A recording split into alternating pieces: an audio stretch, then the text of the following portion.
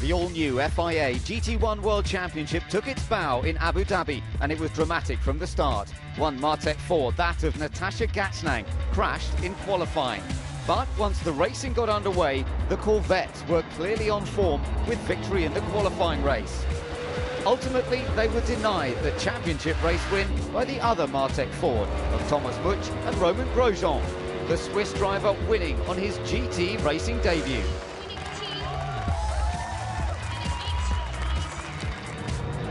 The fun and games continued at Silverstone for round 2. The teams went from the sand of the desert to the gravel traps at Silverstone.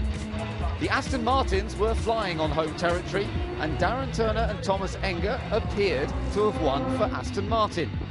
But an overly worn plank beneath the car led to disqualification, ensuring the Tourist Trophy was taken by Warren Hughes and Jamie Campbell-Walter in the Sumo Power Nissan GTR.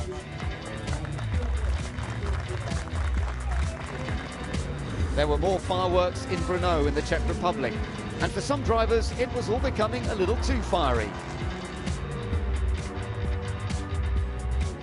The number 1 Maserati had to fight back from a penalty for jumping the start.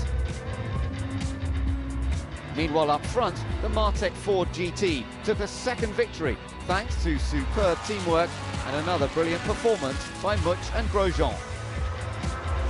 Thomas Enger was happy to see his Aston Martin home in second at his home track. Now from Brno, we've crossed the continent to the foothills of the Alps and the Paul Ricard circuit in the south of France.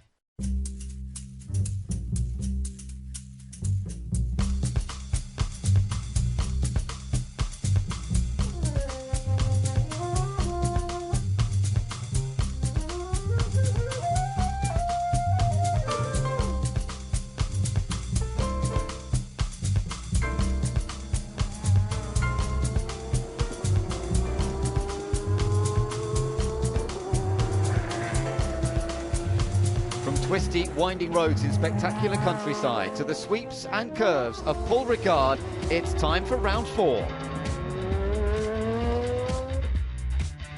Aston Martin, 1 pole position this year, 1 qualifying race win, and the local French team Hexis are going for home success.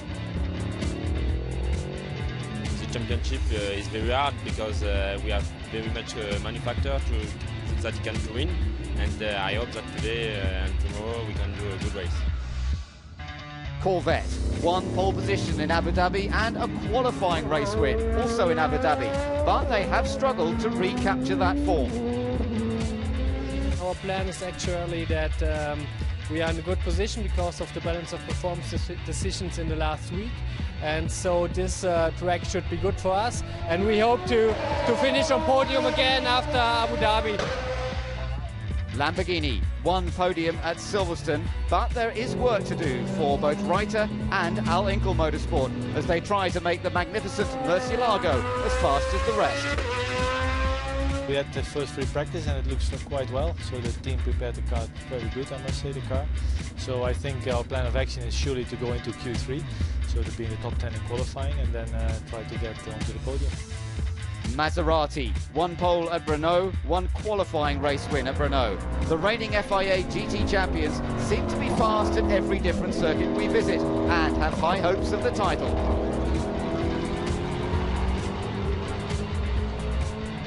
Yeah, we are second place at the moment in the championship. Everything is okay.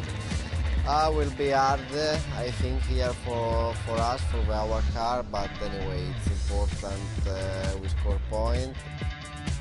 Nissan, 1 championship race win at Silverstone and a podium for Sumo Power at Brno. But what will it take to repeat that kind of performance here in France? It's going to be about tyre management, and in the heat of the day, it's going to be who can best preserve the rear tyres in particular. So we'll see. We'll have a better idea, obviously, when today's finished. Okay, Martin, here we are. The sun is shining. We're outside your wonderful motorhome in front of the beautiful Ford GT car. And you've had quite a good season so far. You must be happy. Oh yes, certainly we are. We have a good car, we have a good team, we have excellent drivers, and the sun is shining, as you say. So we're looking very much forward to the rest of the season and hope to accumulate sufficient points to keep the lead. So going to car number 5, you've had great successes in this car, in Roman. How different is it for you driving a GT car? Well, you know, I think there is no way to compare Formula 1 or GT cars. It's a complete different world, but the main thing is to take pleasure in whatever you do. And at the moment, as we are leading the championship and we have some good races, we are having a lot of pleasure. And I think Thomas and I are doing at the moment a very good job. And we'll try to keep it this way with the team as well to, let's say, to try to extend the lead and then being world champion. We have shown that as well the car and we as drivers are quick with the win in Abu Dhabi and as well in a good position in Brno, and also there the team and especially the mechanics during the pit stop has shown that they are as well very quick, which brought us actually then at the end to the lead and to the victory.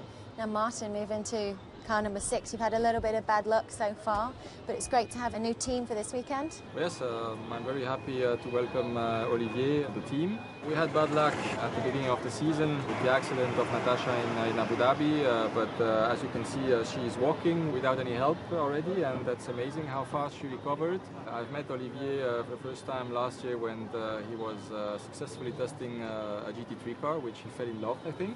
He's probably more experienced than any other driver here in GT, so I hope that will help us. And Natasha, it's so nice to see you back. You're walking, you're fit, you're well. Is it good to be back racing? Yeah, I'm really happy to be here. Nice weather. Very happy also to drive with Olivier. I will learn a lot from his experience. So it's a great chance for me to be here. First of all, I want to say thank you for Martin and the Matec team to invite me here. I'm very pleased to be here with Romain and Thomas and Natasha. For me, it's a new experience to share the car with the girls. It's good fun, really. I mean, no, we're going well today. I'm very confident for tomorrow. We still work tonight and we'll see tomorrow, but I'm very pleased to be here. And your predictions for the season, do you hope to continue it next year? Will you be back? Oh yes, certainly. If we don't win this year, we will win next year.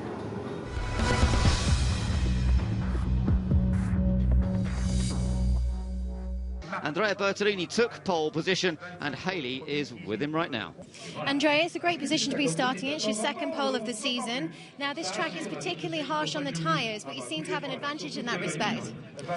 Yes, it's correct. I think the race will be nice because at the end of every stint many cars will be in trouble because the tyre effect is impressive here, but we are quite happy about the balance of our balance. We'll see what happens. But here I have my wife is like my lucky charm, and it's important to score more points compared to Brno, because also in Brno we did pole position, but at the end of the weekend we scored not a lot of points. Anyway, we remain really on focus of our target, and we'll see how many points we score after the championship race. Thank you. So Andrea Bertolini, he is with Michael Bartels, of course, in that pole position car. The Vitaphone Maserati, the MC12, what a magnificent machine it is. It's had so much success in FIA GT in the past. The V12 engine nestling in behind the driver, of course. You can see the vents that allow a little bit of cooling, and this is a car that you'd fancy getting out in, wouldn't you, Johnny? I mean, it's just such a tasty race machine.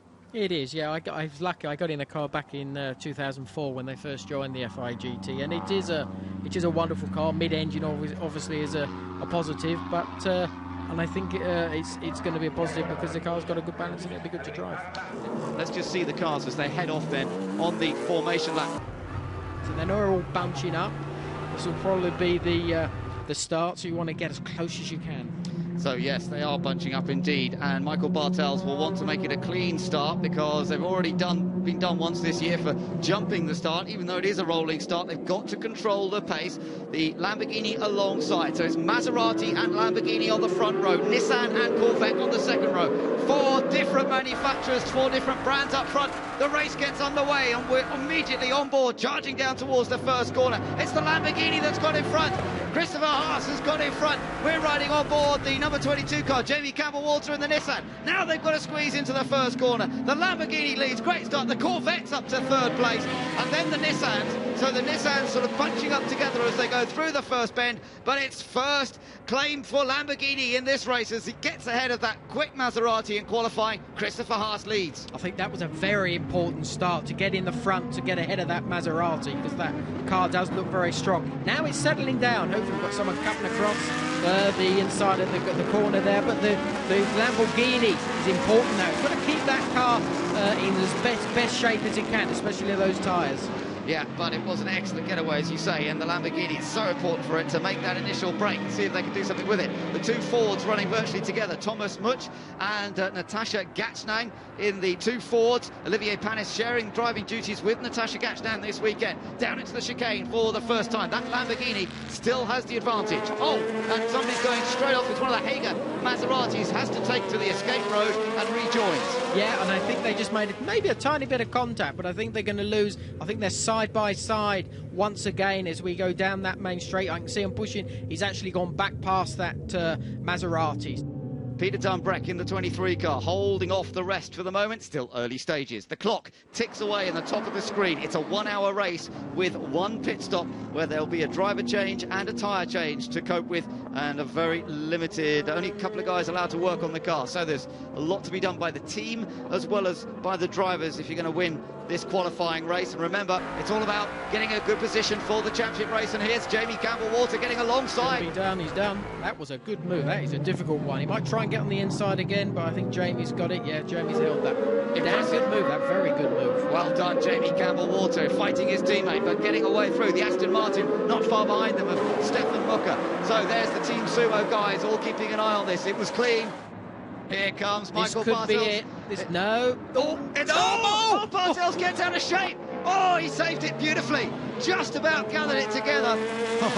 Great racing. I thought he was heading for the barrier for a moment there. On board with Jamie Campbell-Walter, and let's just enjoy the ride here for a moment with him as he heads down into that first section.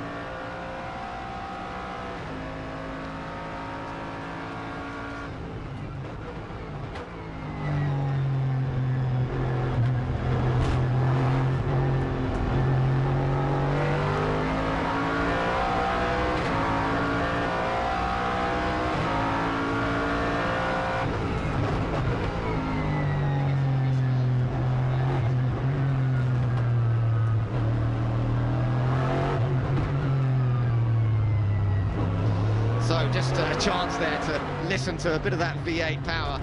It's absolutely wonderful sound, both on the outside and on the inside as we are there riding with Jamie. And that's what it sounds like. And you can see him working pretty hard on the steering.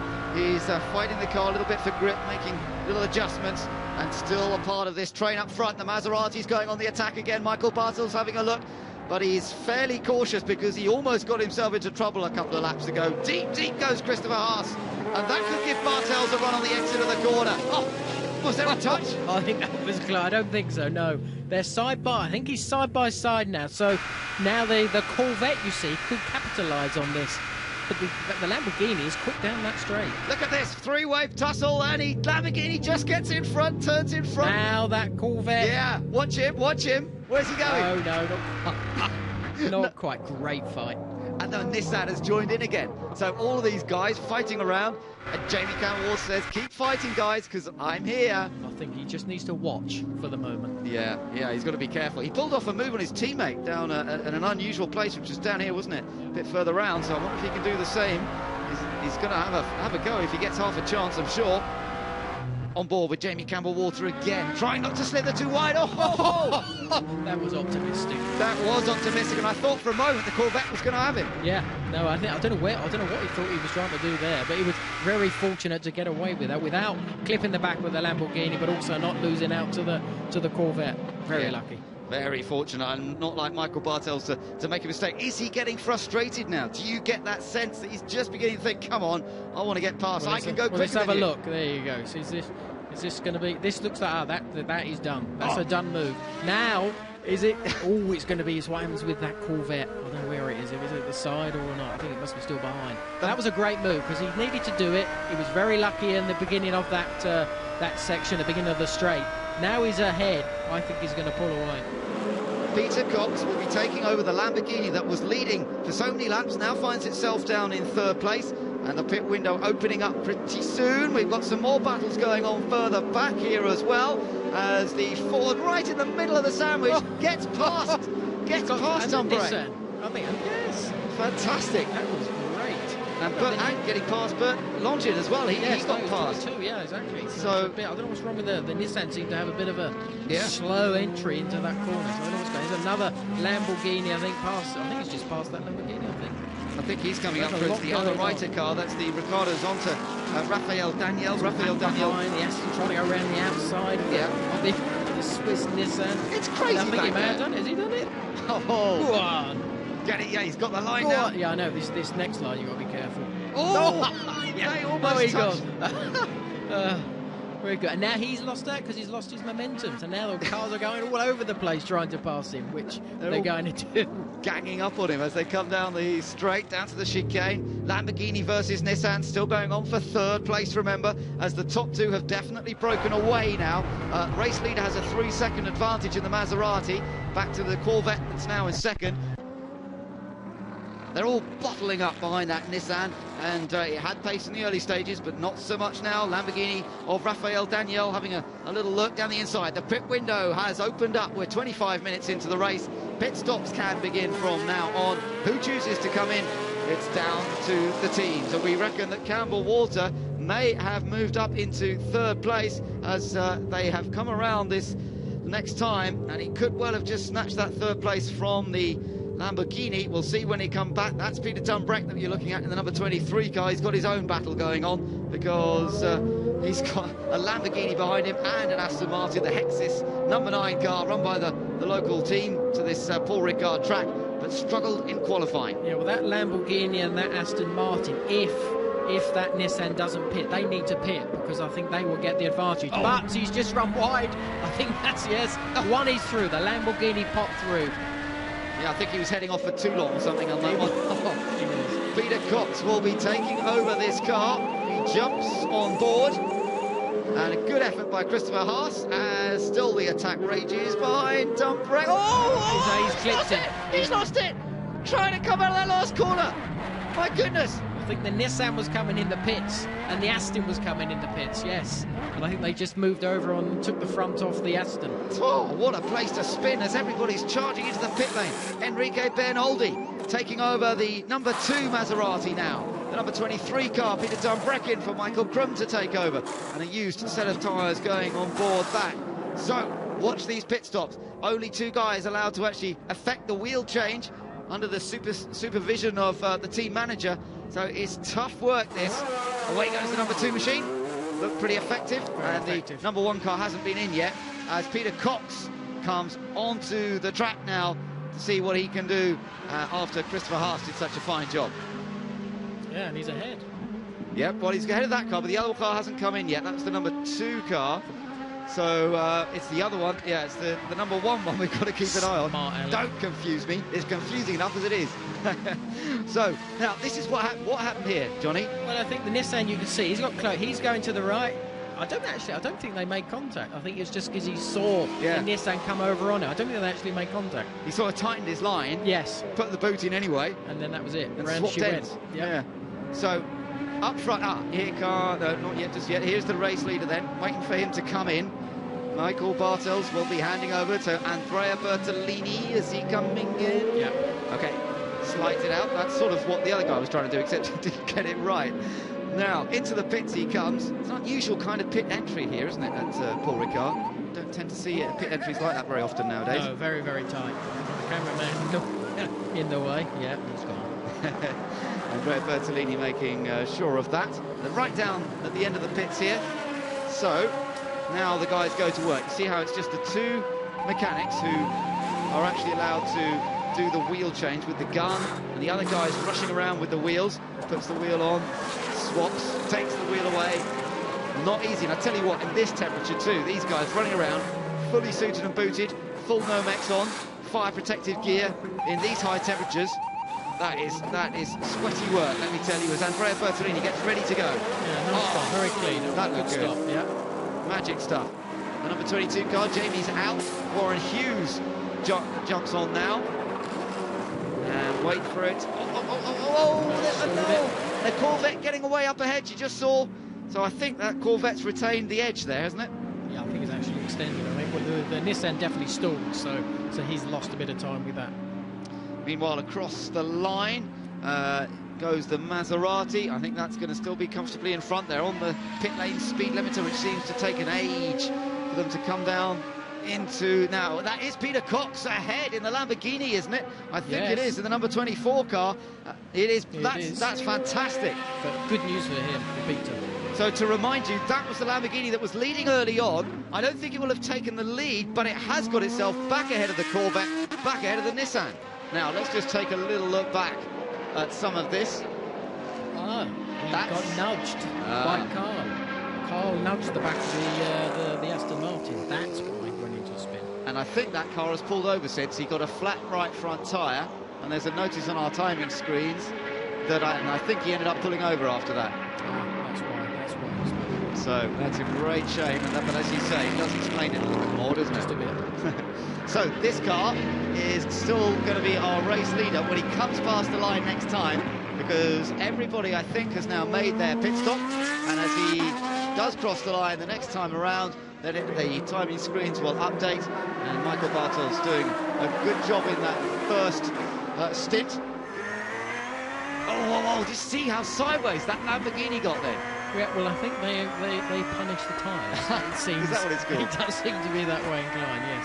That and again, there you go. It's the same problem. Such a I great think he's going to get. Yeah, he's going to pass him, I would imagine, down the straight into the chicane, which seemed to be what we saw earlier on with Peter Cox. The other Aston. He's going very tight. I don't know if they've bodywork flapping. Yeah. And Darren Turner's got him. He's got him down into the chicane. Done. Makovicky will try and follow. Exactly. Now he's going to try and do it on this drive out. Okay, down towards turn one, and he's still, well, he's having a little think, surely not close enough there. Not fully committed. Yeah, not quite, but he couldn't really afford to be, could he? No. So it's all about the build-up now. Well, this is it from this point on. Now he's got to pressurise this Lamborghini. Let's look right up his backside and really just be in his mirrors all the way through this section, because this is where the Lamborghini seems to have a bit of an issue. And it's going to be this right-hander they're coming up to now. And this is where he needs to get right at the backside. Yeah, so the same thing, a little bit of movement on the bodywork. This should be a big issue at the moment. Now he's going to get right up the backside, and he's not going to do it, I don't think. He's not quite close enough to be able to do it down the straight. No, the Alenco Lamborghini actually came off the corner better, although he's got to run. Well, I'll tell you what it is. There's the little kink onto that straight, and it seems to be exactly at that point. He has to back out, and once again we see another Aston Martin go past. Oh, and he's got past Grosjean's done it. Grosjean has got past Alfred Hager and into 7th. Yeah, great move, straight down the inside, very clean, and he gave him room as well, which was nice. It was nice to be able to do that, because you don't want to get involved, and as you've said, you want to get involved with the next part of the session, and he's trying outside. Trying to take 3rd place. Can he do it there? Run the outside at Seed Corner. Surely not. You can't overtake there, can you? He has. How did he do that? He's not. He's done. Look at that. It's incredible. Wonderful. What a manoeuvre by Warren Hughes. He's taken 3rd place around the outside of one of the fastest corners in motor racing. That was brilliant stuff. Just looking at Michael Bartel, sorry, on the pit wall as he gets ready to cheer his man home. The number 1 car, Andrea Bertolini, just got the sort of final half of a lap to do, and he'll bring it home. And just looking at some of the other positions, well, just outside that podium slot, of course, will be the Corvette of Mike Hazemans and Xavier Marson, but couldn't withstand that fast-charging Nissan. There's the Lamborghini, definitely the Nissan still, I think, of those front runners, the quickest car at this point. But what matters is your track position when the checkered flag comes out. The clock counts to 0, and Andrea Bertolini's just got to finish off a few more corners here to come through and take a very important victory. It might not score so many points because, of course, in the qualifying race, it's 8 points on offer for the win, as opposed to 25 points on offer for winning the championship race. But what it does, victory here in the qualifying race will give them pole position. It's the number 1 Maserati of Andrea Bertolini, and Michael Bartel takes victory here at Paul Ricard. They've earned themselves 8 points and pole position for the championship race. A beautifully judged event, but what a superb second place for the Lamborghini number 24, and a solid third after a great drive by Warren Hughes and Jamie Campbell-Walter in the Nissan GT-R. The Corvette of Hazeman and Martin finishes 4th. The other Vitaphone Maserati is 5th. We've got the number 13 Corvette of Andrea Piccini finishing in 6th place. But with a lot of action, particularly in the early stages, ultimately, this car, Johnny, just had them taped. The Maserati, wherever we go, is a very fast car. There's the number 1 car then coming into its position. The victory spot at the end of the pit lane there, and the Lamborghini also coming in there from 2nd position. The Nissan's already there of Warren Hughes, the number 22 car, and Sumo Pao, I think, will be absolutely delighted with that. Some senior people from Nismo, the sporting arm of Nissan, here this weekend, and I think they'll be well pleased to have seen a podium finish once again. And it's all about consistency at the different tracks. Some tracks certainly will favour one car above another, but this Maserati, always fast, always a threat. Andrea Bertolini, very satisfied with the work he's done. Yeah, I think rightly so. I think you know, they've achieved the ultimate goal, winning the race. I know they had a very good qualifying.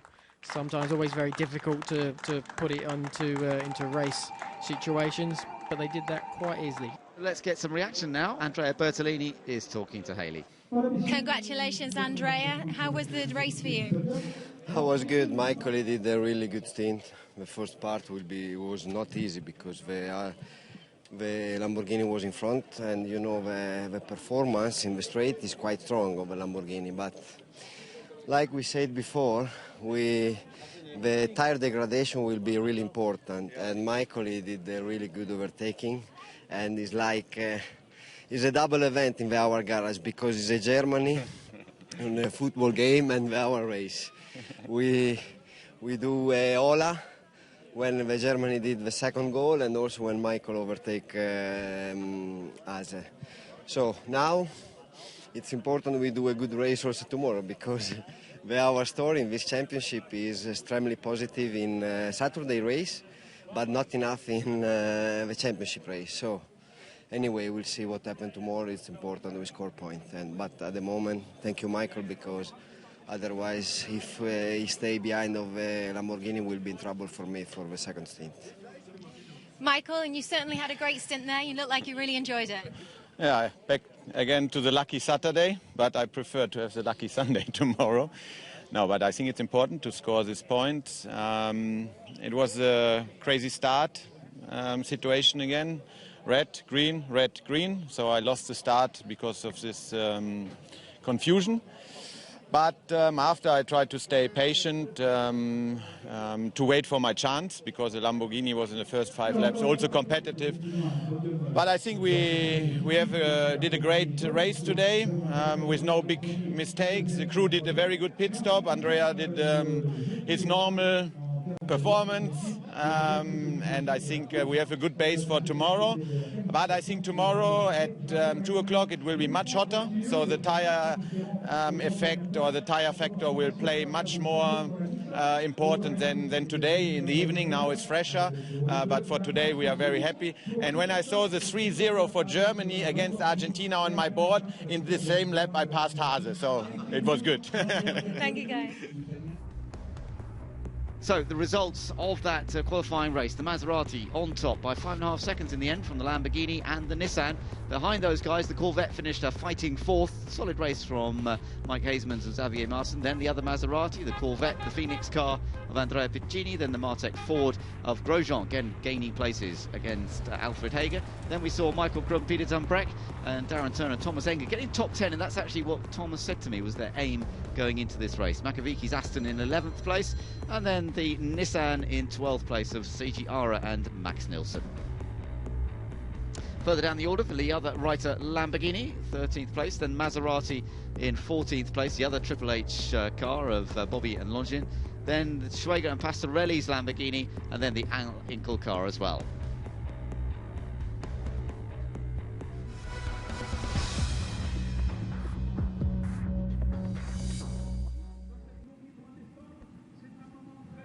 And here we are once again in preparation for today's race, the championship race. Hello and welcome to Paul Ricard from Ben Edwards and Johnny Herbert as we prepare for the race that will really determine the championship points, because the big points are on offer for this one. Track temperature of 54, air temperature up to 37. So Michael's comment in that interview from the qualifying race yesterday, pretty much spot on, Johnny. It is definitely hotter for this race than it was for the qualifying race. Well, that should make it interesting for them. I think, you know, that's the hottest I think we've seen this weekend, and that's going to be really, really tough on this Paul Ricard circuit on those tyres. So, map of the circuit on screen. Great little track, always been very hard on the tyres. The sort of overtaking opportunities are sort of down, getting close to the cars from T5 and T6. There's a little kink onto the first part of the straight T4, and then you've got the opportunity into T8, the first of the chicanes. This opportunity is one of the best. You accelerate out. Then you got the famous Cena corner, turn 10, right-hander, nearly flat out in one of these GT1s. Then we get into the very long double right-hander Busat T11. Opportunities overtaken we've seen before into T12, and then 13, 14, into the last corner and across the line. Yep. As simple as that. It is a 40th anniversary of the Paul Ricard track. It's changed over the years a bit, but not that much actually. It was first used for Grand Prix racing back in 1971, and they used the long version. They did use a shorter version then in the 80s, and it only ran up until 1990. That was when they ran the last Formula 1 Grand Prix. But an FIA Championship is back for the first time since then with this GT1 World Championship. And there are the cars lining up on the grid indeed. So the winner of the qualifying race, there it is, the Maserati MC12 of Andrea Bertolini and Michael Bartels. This Vitaphone racing team that have had so much success over the years. Oh, let's get down and hear from Andrea Bertolini. Andrea, will today be the day you start your stint of Lucky Sundays? Yeah, now it's really warm. Also the asphalt is over 50 degrees. Will be difficult for the tire, but we are in a good shape. It's important we do a good start, because our competitor like Lamborghini and Nissan have 50 horsepower more.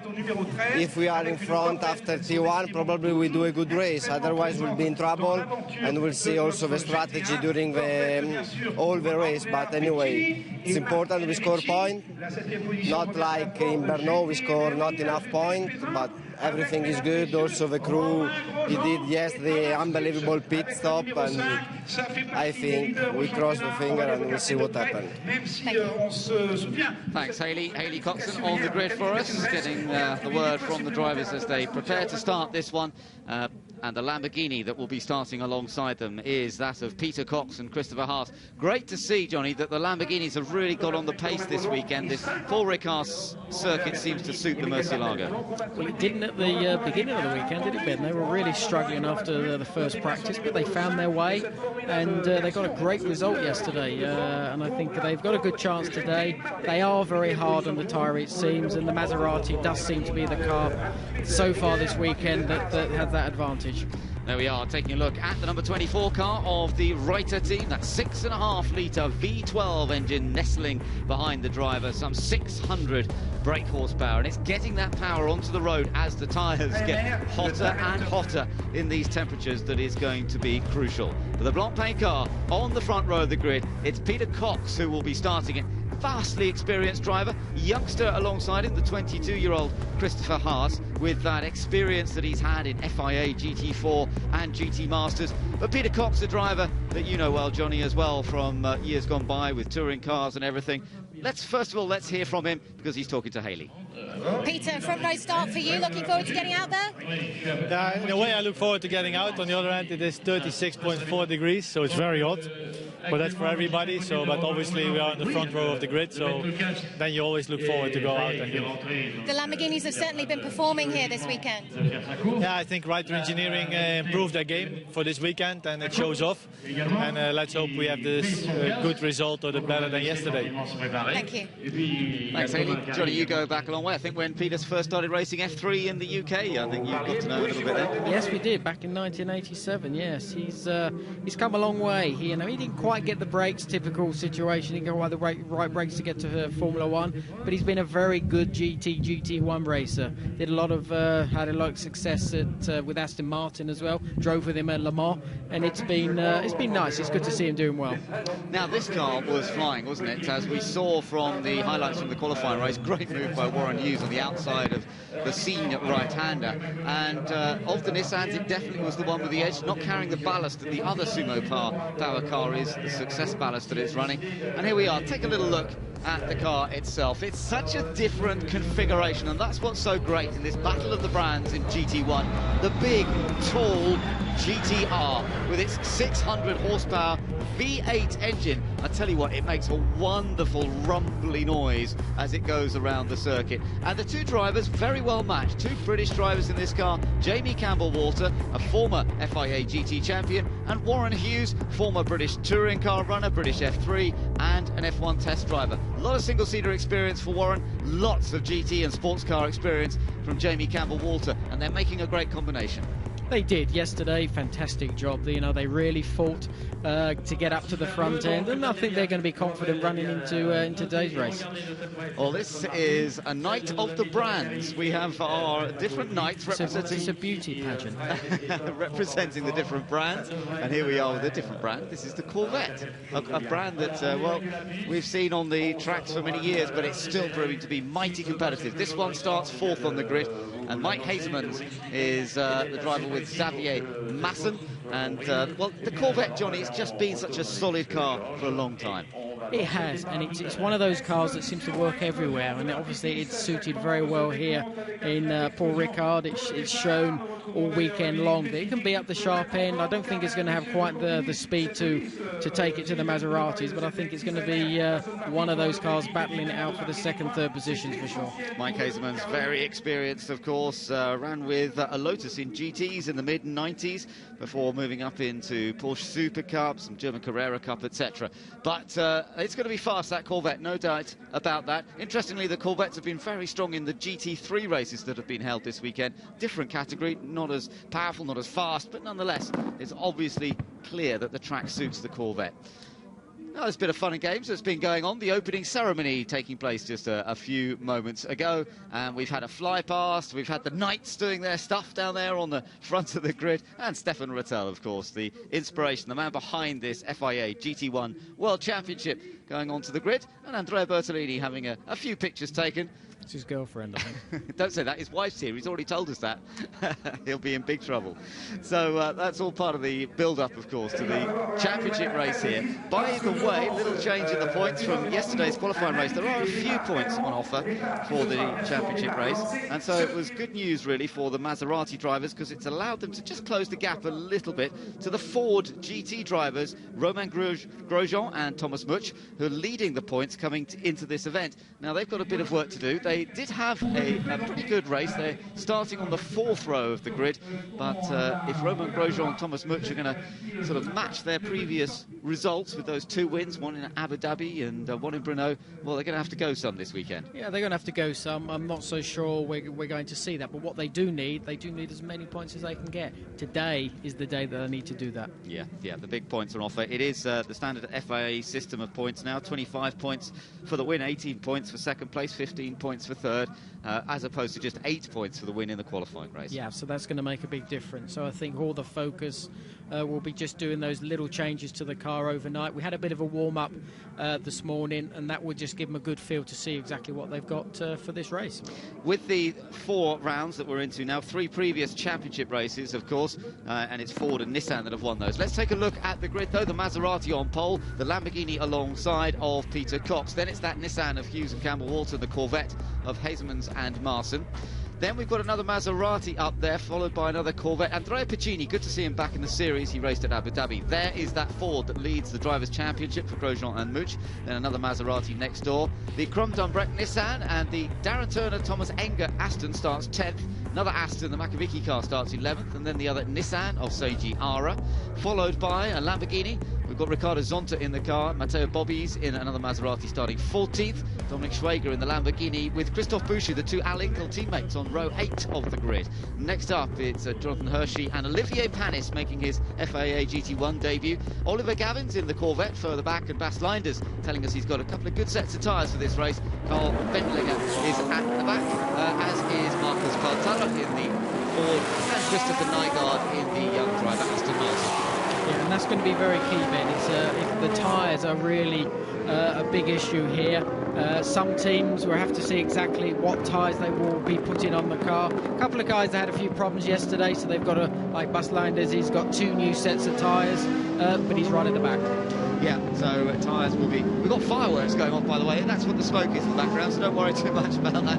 But it's I can hear them going over the top of our commentary box, so we've got fireworks to set them off on their formation lap, and we'll probably get some fireworks in the race as well. If anything to go by the qualifying race certainly gave us some fireworks, let's hope we get some here. The Maserati leads them round, the Lamborghini and the Nissan, then the Corvette. 4 different brands in those top 4 places. Yeah, it's great to see that. And again, they mix it with each other. That's the fascinating thing with this GT1 World Championship, of the different manufacturers battling it out against each other. It's great to see. And real top-class professional drivers as well. Lots of champions amongst the field, whether it's in GTs or single-seaters or all sorts of categories of racing. And with Olivier Panis joining the field this weekend, of course, a man you have been a teammate of, Johnny, raced against on so many occasions. Better not count them all up, I think. But no, thank you. But good to see Olivier out in that Ford GT. Absolutely. So everybody else now just preparing for the start of this race. Long lap. It is some 8 kilometres long, 3.6 miles in length, this HTTT track. 1.8 kilometre long Mistral Straight, but it is interrupted by the chicane, one of several different chicanes that they can put into the layout. You can see all the little roads coming in from the side, Johnny, and when we went round in that Maserati GT4 car yesterday, we got a bit confused as to which chicane to go into. There was no need to bring that up then. Yes, we did. There's a left coming up here, and I was thinking it was the first left, but it wasn't. It was the second, so we found a way. Blame me, navigator. I was in the passenger seat. Blame me for that one. So up through the chicane, this is it then, as they do a left, right, and then back onto the Mistral Straight, and then there's still quite a decent run from there up to the right-hander it's seen, isn't there? Yeah, there is, and they're still, they're still reaching about 150 miles an hour, 245, 250 kilometres. So yes, the speed is still very, very high. Not the fastest part of the circuit. It's actually into that chicane, and it's about 260 kilometres. It's about 165 miles an hour. Yeah, that's right. So a bit of anxiety in the pits, a bit of nervousness as we get ready for the start. There was a very eventful start in one of the races we had earlier. Let's hope this one stays good and clean, but let's see if somebody can maybe get a jump. This is Mike Hazeman, always a good feisty racer he is in that Corvette, and knows the Corvette so well. He's been racing it for a good few years now. Son of sports racer Toyne Hazemans. His grandfather also raced at Le Mans, so racing is very much in the Hazemans family. These guys will be obviously starting to bunch up. What you've got here, obviously, when you see the red lights above the start-finishing line, they will go to green, and then you can actually race and overtake. When you get a pace car, you can only overtake when you get to the start-finishing line itself. Yeah, so that's the difference. As soon as those lights change, you can absolutely go for it. But don't forget that the Maserati of Bertolini and Bartels actually went a bit too early in Brno. They were done for a jump start there because they have to keep a set speed, and they have a radar gun checking the speed of the pole sitter to make sure that he doesn't break too soon, break away too soon. We're all set then. Here we go for the start of the championship race at Paul Ricard. Out of the final corner. The lights at the top of the screen. They're red at the moment. We wait for them to change. We go green, and we're under race conditions. We're on board the Corvette number 11, and it's a good start for the Lamborghini. Peter Cox is flying with Warren Hughes. Warren Hughes is trying to squeeze down the inside there as they go into the first turn. Oh, he locks the rear brakes but salts it out. You're on board with him. He's into second place. What a start by Warren Hughes. But did he go a bit too wide going? Oh, spinner in the middle. We've got an accident. And somebody, Lamborghini there. Yeah, I think it's one of the Alinkel cars. We'll check that in a moment. As the Maserati's been squeezed down to third, the pole-sitting car down to third. On board the Corvette's in fourth place, and Mike Hazeman all change up front, Johnny. Yeah, I hope Warren doesn't. He did use a bit too much. We have had a race earlier on and someone got penalised for doing that, so there is that chance that might happen, but I hope not. But he did use a bit too much. Well, he used a bit of road over the white line. That's the key on that run down to the first corner. We saw in the GT3 race earlier, the Ferrari driver Diego Alessi did that, and he got penalised. But we'll wait to see. It wasn't he wasn't quite the same situation as we saw earlier. So up front is Peter Cox making a break, and here comes Andrea. No, it's Enrique Bernoldi. Enrique Bernoldi in the second Maserati. Good stuff, running wide. Yeah, it was one of the Hager Motorsport cars that's running off to the side of the track, but hopefully not gaining a position, so he won't pick up a penalty. What a break by Peter Cox here, Johnny.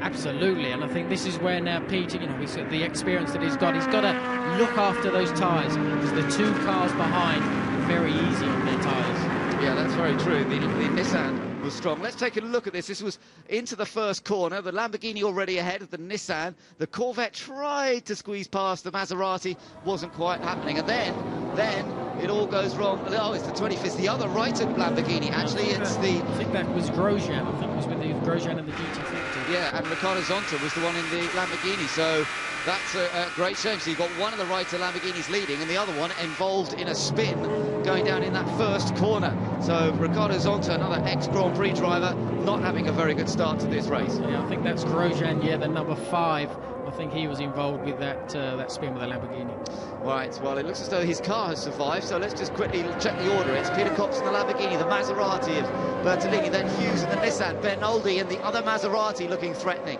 Then it's Andrea Piccini in the yellow Corvette. Mike Hazeman's being pushed back further down the order. Alfred Hager is in 7th place in the Maserati. Romain Grosjean's running in 8th place. Michael Krum is in 9th. And then Frederick Makovicky is the first of the Aston Martins, and he's in 10th place. Yeah, and this is what's interesting, because obviously these guys have had to choose their tyres, what they need to do. They're only going to have 2 sets, and it looks as if Peter has chosen a very good set to try and get an advantage when we get down to the pit stops. Yeah, so he's maybe gone for a new set of tyres at the start of the race. There was a smoky lock-up from the Corvette of Piccini up ahead of us, I think. We're on board with Romain Grosjean briefly. Mike Hazeman in the middle of a scrap. There he is at the moment. Yeah, I think Grosjean may have a run now. Behind, yeah, no, he's having a look. He's having a look. The Ford is in behind that Corvette. Is he going to have a go into the chicane? They're already about 3 abreast as they all head down there, running out of space, surely, and Grosjean in the end ducks out of it. Yeah, and I think he got past the Nissan there as well, didn't he? Grosjean is stuck behind the Nissan, so yes, I think Hazeman past that Nissan. Yeah, but Michael Krum actually has sort of got himself back ahead of Grosjean, I think. Yeah, so he's sort of fighting his corner pretty hard here in the number 23 Nissan. Grosjean tucked in behind him, and then it looks as though Makoviki's behind him. And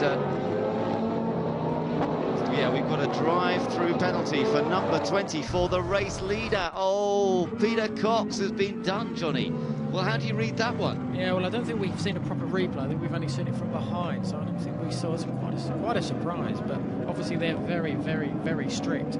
To me, it looked as if actually the start was quite late. Yeah, they seem to hold the reds for a long time and then go to green. But of course, this changes the complexion of the race entirely as Andrea Piccini trying to get himself involved there. And the other Maserati has indeed got past the Nissan of Warren Hughes on this last lap. So Bernoldi now has got himself into 3rd. And remember, we've just been told that the race leader, the Lamborghini leading this race, will have to make a drive through. And that means, of course, we are going to see 2 Maseratis leading this race. Look at the rest of them, all bunched up together. A massive queue now developing behind Warren Hughes in 4th place in the big GTR Nissan. Then it's the yellow Corvette of Andrea Piccini. Behind him, another Maserati. That's Alfred Hager under attack from Mike Hazeman's in the Corvette. Then it's right behind him is Grosjean's got back past that Nissan. So has Makovicky. So Michael Krum suddenly lost a couple of places again. Yeah, it's just a bit what happened yesterday. Exactly the same situation. He started, what, to the front, second row or something, and he just dropped back and back and back. That's what happened to Warren Hughes. That was Bernoldi being quite... and he just lost a lot of momentum, and I guess they passed him down the straight. And look, they're catching the Lamborghini up front, even though we know it's going to have a drive-through penalty. Look at Andrea Bertolini really closing on the back of the Lamborghini Murcielago. Confirmation on your screen there at the bottom.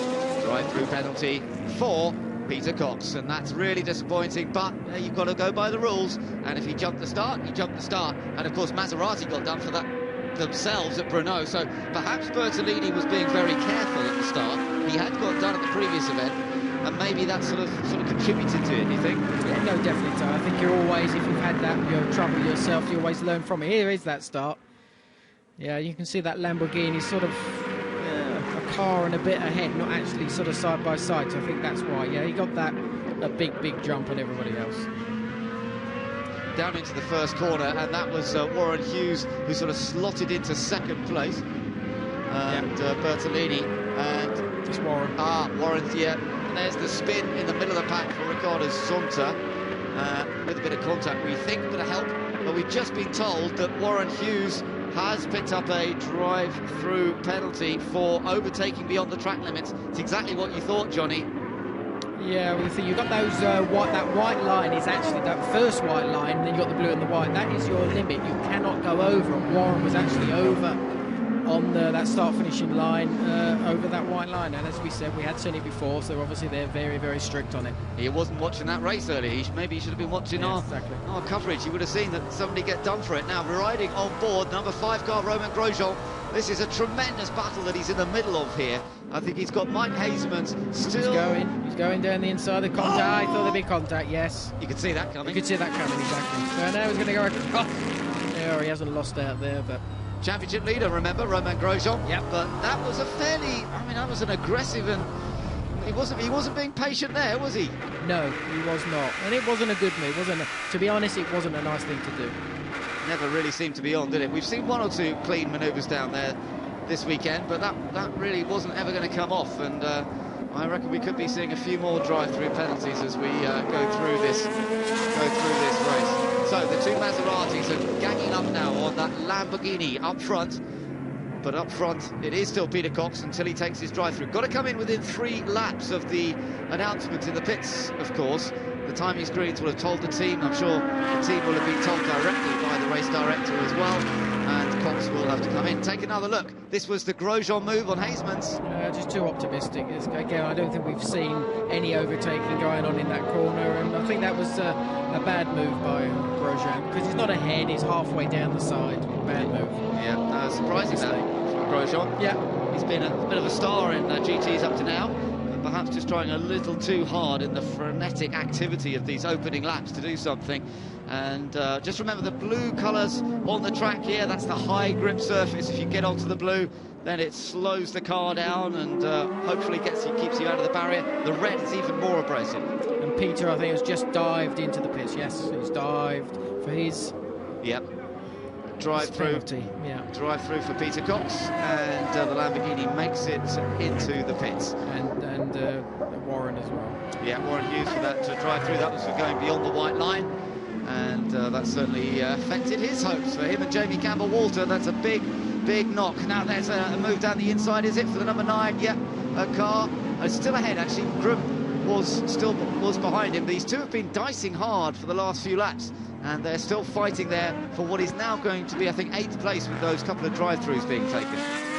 Yes, they're having a bit of a ding-dong. They're probably holding each other up, unfortunately. It's just allowing the Maserati and the full GT in front of him to get away. There's another try at the inside there, not quite. That's Oliver Gavin, the number 12 Corvette. He's started quite a way down as well, I think. Yeah, so he's had quite a lot of work to do. He's fighting his way through the field. And he's up behind Seiji Ara. He's actually moved up to 11th now, with some of the others being in trouble. Yeah, and Oliver started down in, I think it was 19th position. And, up into that chicane. There is Oliver Gavin, as he still keeps that pressure on Seiji Ara in the Nissan. So let's just quickly remind you what's happening. The 2 Maseratis are leading this race because Peter Cox has had to come into the pits for his drive-through penalty. That's put a Corvette up into 3rd. That's the yellow Corvette of Andrea Piccini. Alfred Hager has brought his Maserati up into fourth place, actually, it will be. And Romain Grosjean, there he is, right behind Alfred Hager's Maserati now. So Grosjean's been in a feisty mood. We've seen it already, and now he's caught up. But we gather that he is under investigation for that contact that occurred in turn number 6. Yeah, I think rightly so. I think it's something they've got to look at, but I think it's quite obvious what Romain did, and it was a big area. Well, you, Johnny, of course, acting as a steward, aren't you, on some of the Grand Prix this year, so you know what it's all about? Yeah, I've done a couple of those, I've done 2 of those, so yeah, it's a good thing. It's something that I think is another element that brings it better for Formula 1, but I think the same here for GT1 as well. You know, we've got guys that will be looking at this and monitoring what the drivers do on track, and you've got to penalise when they go against rules and bad driving. So Thomas Birch, that was Romain Grosjean's teammate, watching, a slightly pursed expression on his face. We're on board with Michael Krum in the Nissan. He's been in the mix for a while here. He's following the Aston Martin of Fred Makovicky with the local team, the Hexis Aston Martin. These two have been pretty much glued together, bumper to bumper, for the opening stages of this race. 49, just under 49 minutes remain. We've got a pit stop to go. We've got a driver change still to think about. And I should think that little plastic cooling fan, which is hopefully blowing a little bit of air onto Michael Krum, is worth its weight in gold, even if it is a rather meagre output. I think it's on turbo mode, I would imagine, with the temperatures we got here. Yeah, he needs it, doesn't he? But here we go, here's Grosjean on the attack again in the Ford. Grosjean having a look up the inside, he's so good on the brakes, I think he's going to have him into the chicane. Makes it look easy. Oh, and in fact, Hager takes a shortcut. He's going to have to give the place up. Yeah, yes, he's back there. Yeah, no, that was great. The nice thing with Grosjean, when he commits, he does actually really commit, and I think that's a good thing to say, because he doesn't hang about. No, but he didn't quite fully commit on that other one, did he? Well, he did. He did commit. He did commit. Fair enough. On Mike Hasemans earlier on. Where is Mike Hasemans, by the way? He seems to drop back a little. I think they're in trouble with that Corvette, because he's dropped down to 17th place. So whether it's as a result of the contact, maybe there was some damage done to the car, but Mike Hasemans really dropped back as Michael Krum goes on the attack. Oh, look up there from Fred Makovicky in the middle of the corner. Can he take advantage of that? He can't. No, he can't. No. It's one of those, that type of car. It's quite a long left-hander, but it tightens up right at the end where the Aston Martin locked up. But it's very hard then to sort of get the advantage on the exit. It wasn't quite the right place for our Nissan driver to get past. No, so Michael will keep on putting that pressure on. You know, he's going to be on that back of that Aston Martin and putting as much pressure as he can. He's close enough now down into turn 1. We'll see where the Aston goes and see if Michael gives it a try. He's going to have a go. He might try. We've seen it round the outside before. We're not going to see it this time. Not this time. Yeah, we've watched a couple of races this weekend where it has been pulled off, but it is a brave manoeuvre. And I don't think Michael feels that it's quite time to throw caution to the wind to that extent. By the way, behind them, he's having another look. Ollie Gavin is right behind them now. So Michael's got to keep a little bit of an eye on his mirrors here, because it's being filled with a Corvette. Absolutely. Well, I think we're seeing the best of Oliver, because we haven't really seen him much this weekend. And obviously they've really got it together. They've done some work on that car overnight, and here he is coming through the pack. Yeah, that's good to see. Oliver Gavin has had so much success with Corvettes over the years around the world in international motorsport. Yeah, and you can see Michael starting to look in his mirror and see that Corvette of Ollie in his mirrors, and now he'll be sort of very aware of that, so he's got to be careful not to make a mistake, because Ollie will jump if there is that opportunity. Given any chance at all. Right, it's great pictures on board. He works the steering wheel pretty hard through the chicane, up through the gears once again as they approach the right-hander and seen. Behind Ollie Gavin, it's still Seiji Ara in another Nissan running in 9th place. Jonathan Hershey in the number 10 Aston Martin is in 10th place. Bas Leinders has come up to 11th, having started towards the back in the Ford GT, so he's made some progress up into 11th place. Take another look. Oh, the Aston definitely, I think, struggling on these twistier sections here. That's where the Nissan looks so strong. Yeah, and it's something you say about Bas Leinders. I mean, as you know, you spoke to him a little bit earlier on, and he had 2 sets of new tyres, and he's utilising those new tyres in the first part of this race for sure. Yeah, that's moved him up quite well, and he could gain more in the second half with another new set, so that will work to his favour. Still looking at Michael Krum, the number 23 Nissan, sandwiched in the middle there, and the Sumo Power Nissan team keeping an eye on what's going on.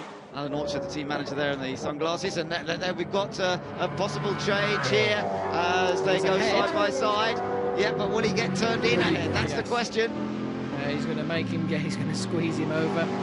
Squeeze. Well, yeah, well, there you go. The pressure, he put the pressure on him, and he thought, no, I'm not going to take you on. So, great move by Michael Krum. Makovicky won't be giving up. The Corvette is not far behind as well of Oliver Gavin. There is the Gavin Corvette right in behind Frederick Makovicky in the number 9. Aston Martin just goes a touch wide. The next couple of corners that are crucial.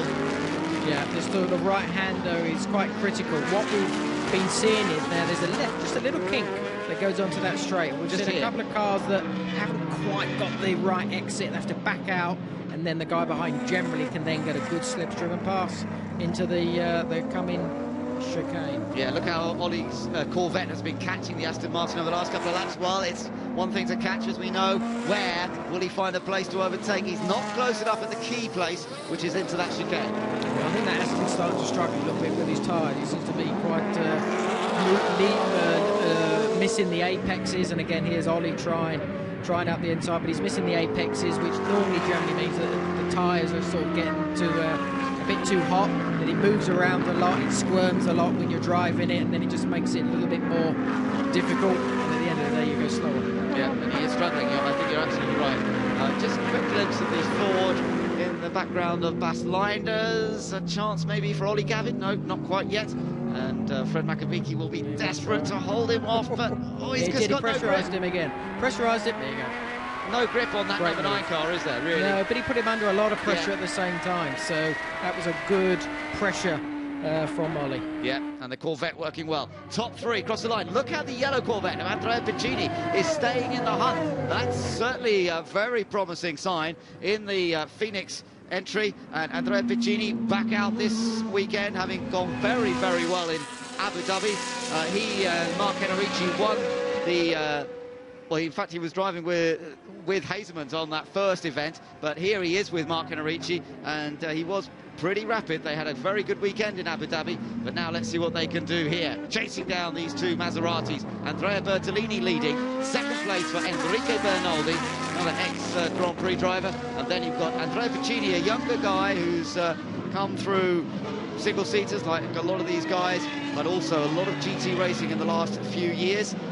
Racing in a Maserati in 2007. He raced an Aston Martin back in 2006. And before that, lots of Formula 3000. So he knows how to handle a big, powerful motor car, and he's certainly hunting these Maseratis down. Yeah, and we've got Grosjean as well in fourth. Let's get down to the pits and hear from Xavier Marson. Xavier, unfortunately, Mike was involved in a collision there, and now he seems to have dropped back quite a lot. Is he suffering with difficulties? Yeah, he was off to a really bad start, and Grosjean tried to push it in a place where I think it couldn't be done. So yeah, it's really disappointing because we're on our way to a good race, and he dropped back a little bit, and fairly too much now to possibly be on the podium. So it's not just the car, or you just think it's his performance? I don't know where he was off. He was at the wrong point, the wrong time at the start in the first 2 laps already, and dropped back to 7th. And I don't know, we have to see where we finish. Thank you. Yeah, so pretty disappointing for the crew there, but yeah, it's all over, really, any good chance. Now, what's been going on further back down the order? Olivier Panis. That was Olivier Panis doing that, I do believe, in the number 6 car. Getting past the number 41. He said sorry. He said sorry, so he's having wave. That's all right then. That's all right then. It's not. Well, you know, a lot of experience, but here we are back on board with Michael Krum. Experience at waving. Yes, that's right. Sorry. So, Michael Krum, 6th place for him. He's chasing down the Alfred Hager Maserati now, and he's got a bit of a chance here because he's been handed the inside line. Hager didn't protect that too well. Good move there. It's very difficult to do that because you're obviously on the dirtier line. Obviously that Nissan is working very hard. He's trying to get him back. Michael will stay ahead. And closing back up on them is Oliver Gavin as well. Got past the Aston. Oliver Gavin is now closed up to the back of this Maserati. He's done another big slide out of that left-hander, so I think he's starting to struggle as well, it seems. So I think this is where I think we will see sort of Ollie get a nice drag down this straight towards that shot. So the front engine V8 power Corvette up against the Maserati. Let's just first look back at Michael Krum's manoeuvre here. Fairly straightforward stuff. Yeah, pretty much so. Kept it on track, didn't go outbrake himself.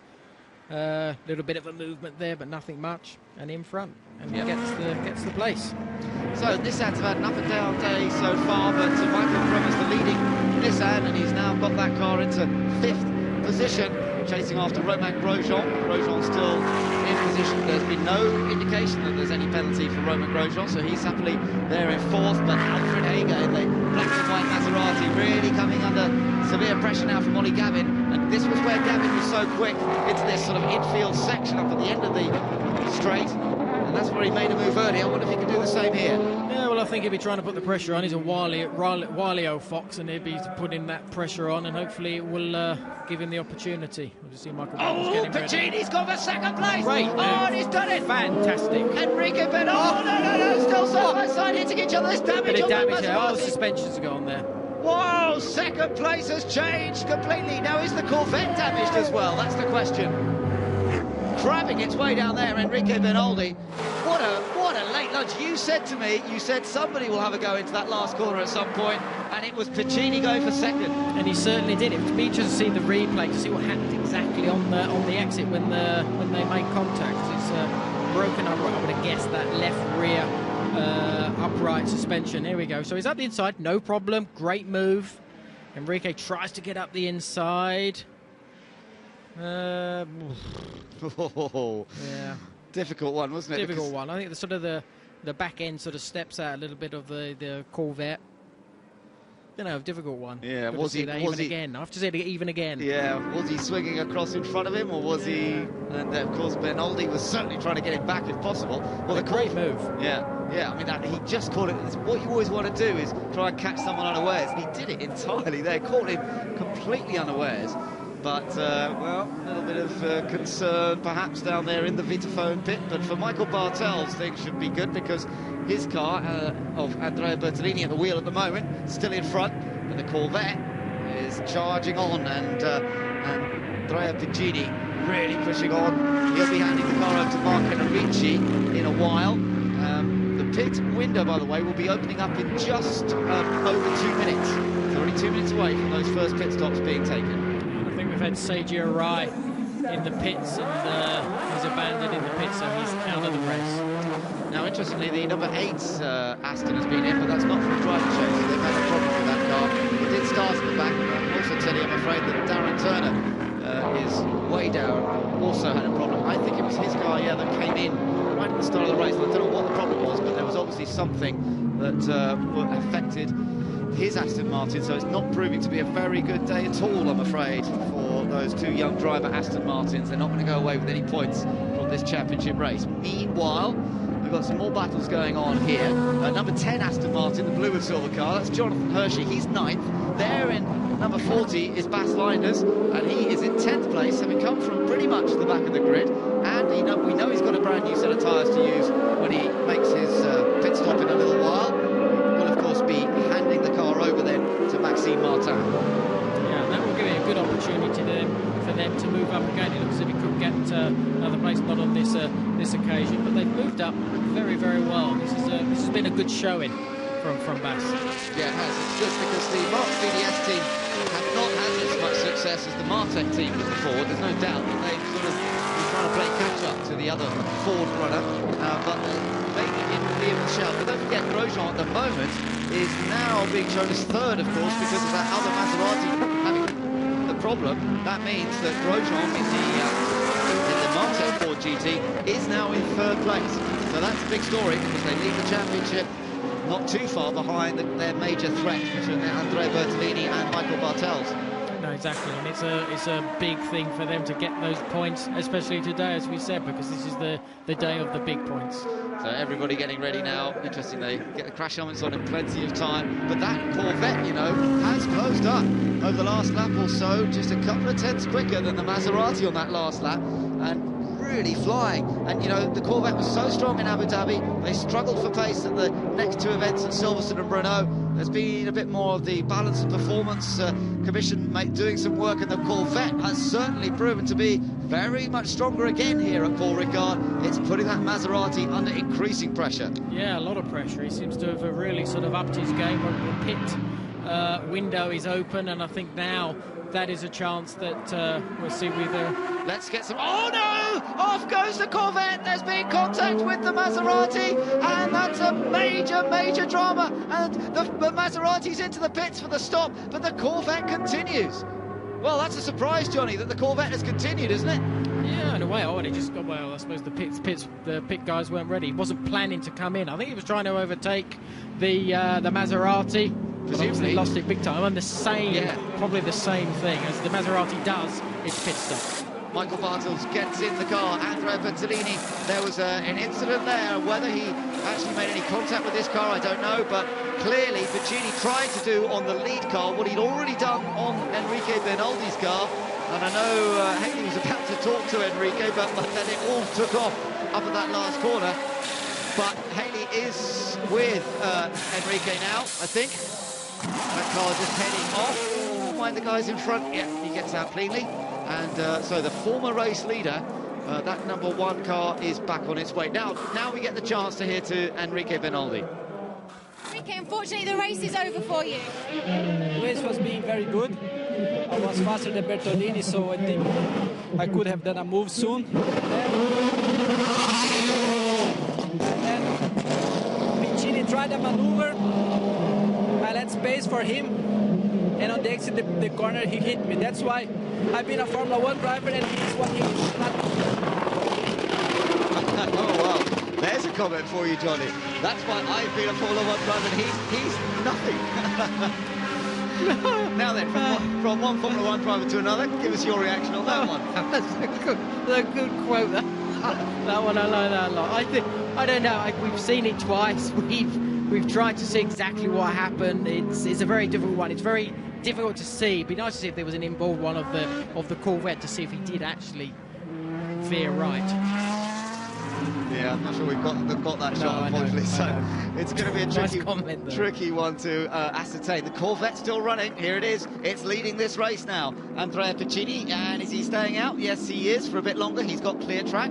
What kind of lap times can he do? Particularly this lap presumably will be slower because it started with a bit of an incident on that corner. And it shows, yeah, he did a 2:08.6, lost about a second, I think, on that lap. But he's still got a clear track.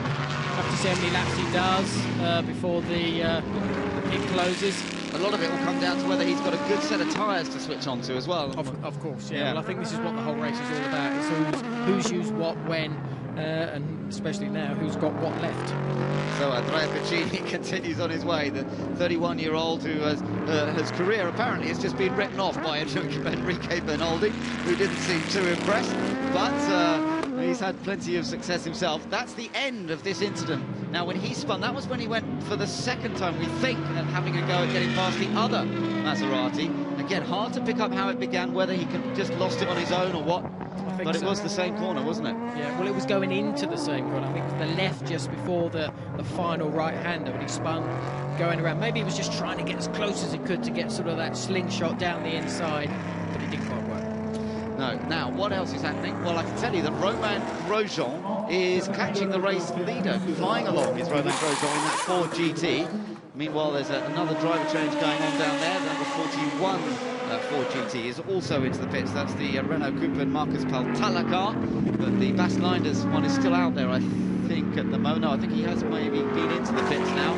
So, up front, Andrea Piccini leads the race. Romain Grosjean, second place. Michael Krum in the Nissan is in third. There is the second place car you're watching right now.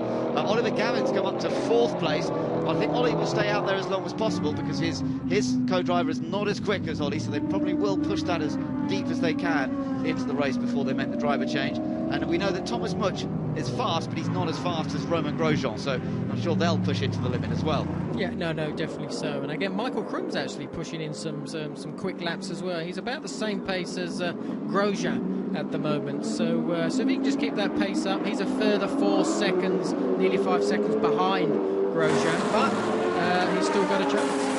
So a 2 minutes 7.9 for the race leader, 2 minutes 7.6 for the Grosjean Ford. Into the pits, the number 8 Aston Martin, but this car's right down at the back after problems earlier on. And so sadly, Stefan Mucker now taking it over, but I don't really see that they're going to be able to get much out of it. Thomas Much waiting to take over the number 5 Ford as the Corvette up front continues to lap quickly. And we also want to try and keep an eye on what that one remaining Maserati's doing. We'll have a look. Michael Krum in, so he's switching over. And it's Peter Zumbrach, of course, who takes over the car from Michael Krum. As the two guys go to work to change all 4 wheels, and it's done, and they're on their way once again. Looked pretty effective, that stop. Yeah, yes, he did. It seemed to be very, very slick. And Peter Zumbrach is one of his famous things. He's the flip of the Mercedes at Le Mans, like Mark Webber, and Mark Webber we saw in Valencia. So he was teammates with Mark. Mark flipped twice, I think it was, and Peter was once, and then they withdrew all the cars. Yeah, I remember that. Commentating on that race, that was very, very scary. And yeah, Peter Zumbrach lucky to get away with that, but I'm sure he has sympathy for what Mark Webber went through last week. Look at Romain Grosjean flashing his lights away there. He's miles behind the Aston Martin, but he's obviously wanting to make his presence felt, isn't he? Yeah, well, again, this is what it's all about. You've got to warn those slower cars in front of you that you're coming. It's just for them to see it, just so they are aware, and I hope they are aware. He's a bit like a kid with a new toy. He's a single-seater driver. He's never had headlights before, has he? No, he's never had a button for that. He's got a new button to play with, and he's going to play with it. He is playing with it. So he's on his way.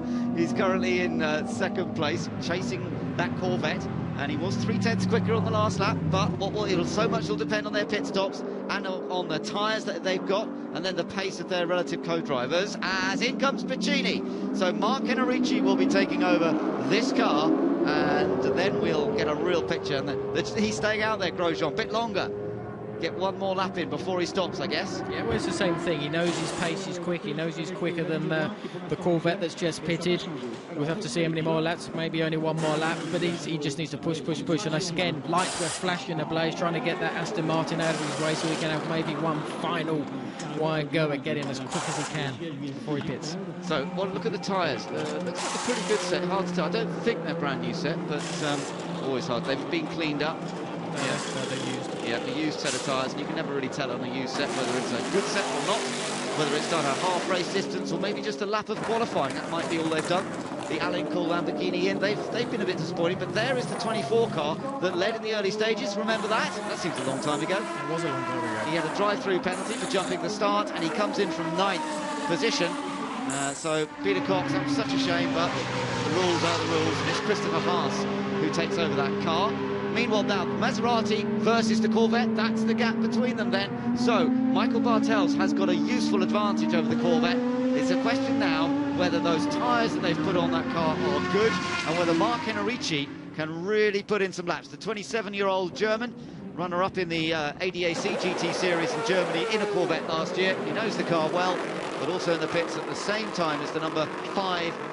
Oh, sorry, that's the number 6. There's the number 5 guy. Yeah, I thought he was still on the lap. So that was Olivier Panis handing over to Natasha Gachnang in the sister car to this one.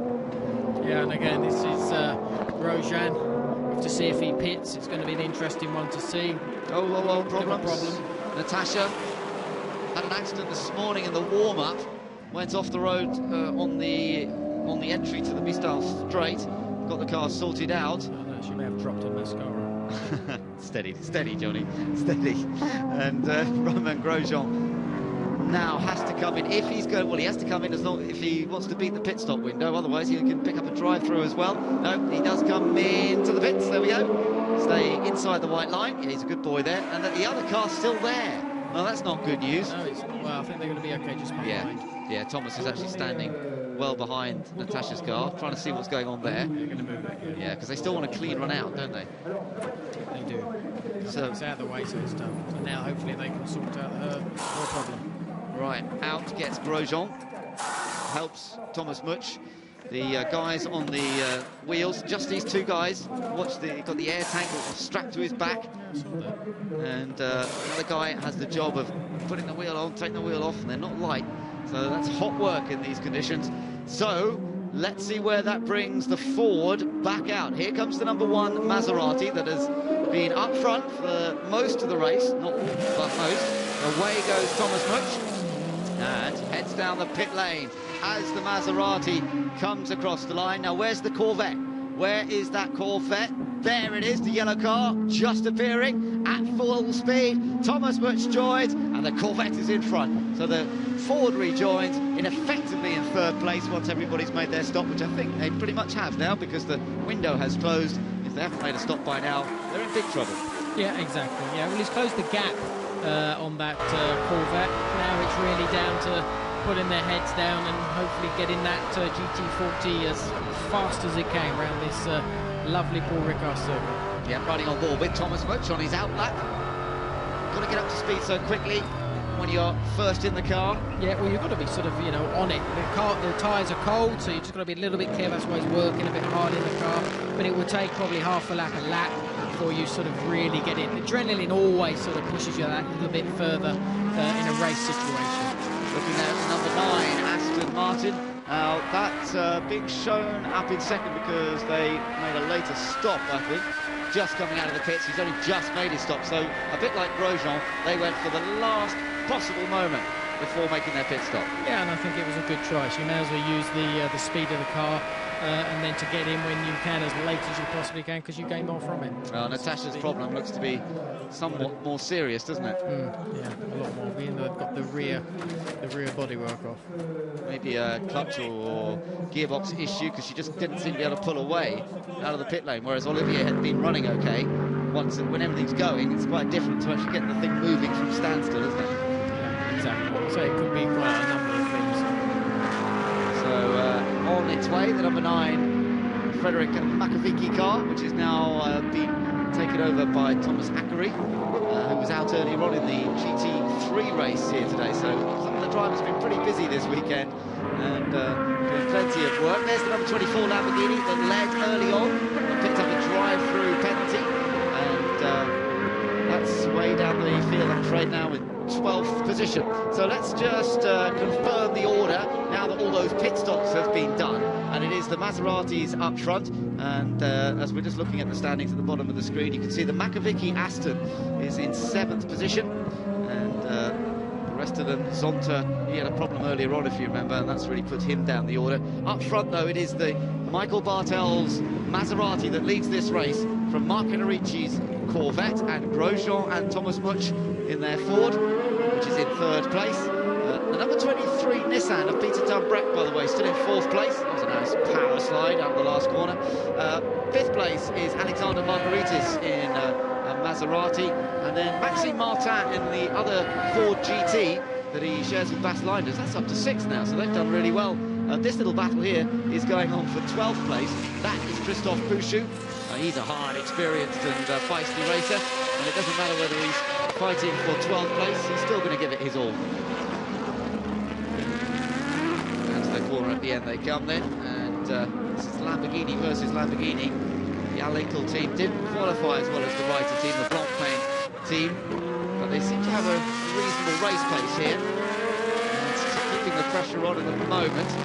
The other Alinkel car, quite sure, oh yeah, it's a bit further down, in 16th place for the Nicky Pastorelli, Dominic Schwager car. Now, what's going on here? This is the number 11 car, Xavier Marson, and that is a change of position. That is for 8th place, getting past Clivia Piccioni in the Aston Martin. And so the number 11, you remember what happened that? That was Mike Haysmans. He was running up front, had the incident with Grosjean, but the car seems to be working okay. Yeah, it seems to be okay. I say maybe just running off. It put a bit of rubber on the tyres and it just took a bit of time to get off. It could be one of those things. The puff of smoke, was that from the Aston? I don't think it was a big deal, but... I think it may have been. I think I had seen some a little bit earlier, but I'm not quite sure what puff is from. No, it depends on the puff, doesn't it? It does, yes. Some puffs are not so bad, and others can be pretty end-of-race kind of bad. So, Clivia Piccioni still there, holding on to 9th place.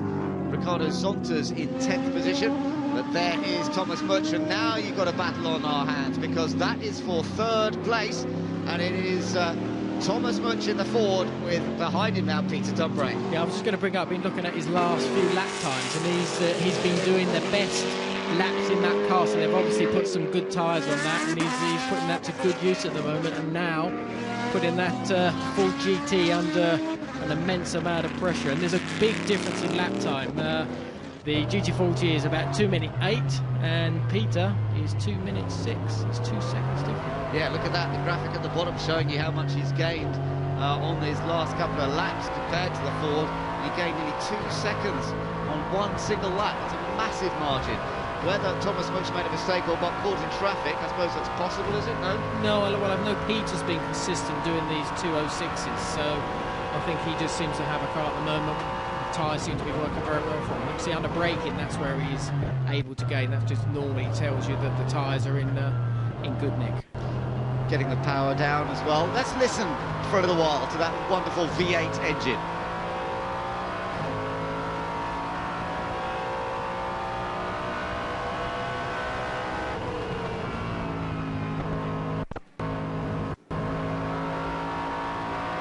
Oh, the Ford's got a bit wide. And, oh, he's got a chance here, Johnny. John definitely got a chance, that Ford. Is he ahead? Yeah, he has. I think he is. Surely. Yeah, he's done it. Good move. I say, he's been going really quick for those last couple of laps, and to do that there, that just proves that he's very confident with the car. He's got a 6-second gap now to make up to try and chase down second place Mark Canarici in the Corvette. Is that possible? Is that feasible? Well, it's less. It's about 3/4, just over half a second a lap quicker he has been. It's possible, sure, because of course you're going to get that pressure on. You always know on your lap board when you come past how quick the car behind is closing on you. So you see, nice clean move, gave him room there, the GT40, which was really nice. So great job. Now he's got the next job of trying to keep that pace and close up on the car ahead. The Sumo Power guys watching that. Let's see if there are any. And now, watch with us, Thomas Much. He seemed to be struggling for grip. Can you spot anything here, Johnny? Does it look as we... Let's just wait till we get down to the tight bit, but does it look as though he's struggling? Well, from outside, it did look as if he was just a little bit looser. He wasn't able to brake as late, and that's normally a sign of where you're lacking in the tyre grip to do that. We can't see anything exactly at the moment. Let's listen to the engine here. Will it be this left kick? Could be interesting. Oh, he's quick through there. And he's quick through it. He didn't lift, I don't think. No, he didn't, no. So it's an indicator. So the balance is okay, but again, the balance can be good, and on certain corners you can sort of utilise it, but when you need that grip, which is now under braking, this is where you sort of start losing out, and the back is a little bit loose and stuff, but doesn't look too bad. But I think just the Nissan is that much better. Yeah, Nissan working his tyres extremely well, and we know they've been focused on that, the Sumo Power guys. The first thing they said to us when we came this weekend is we're really trying to work on our tyre management, and it seems to be effective because Peter Dunbreck is up there in third with a car that is still going quickly. Yeah, and you can see even his last lap was a 2:09, so again he just seems to be going a little bit slower each lap. Natasha, meanwhile, her race is over. It's been great to see her back after that leg-breaking accident in Abu Dhabi, back in GT1 World Championship, that is. And, well, let's hope that she's going to be in good shape for the next round. Absolutely. So, further back, we've got a little battle developing here between Alexander Margaritis, former German touring car racer, and the number 33 Maserati, the white and black car, the silver burgundy machine, the Mark VDS Ford of Maxime Martin, teammate to Bas Linders. And we know that they had a good set of tyres to switch on to, and that's allowed him to close up, but he has been quite close now for a couple of laps.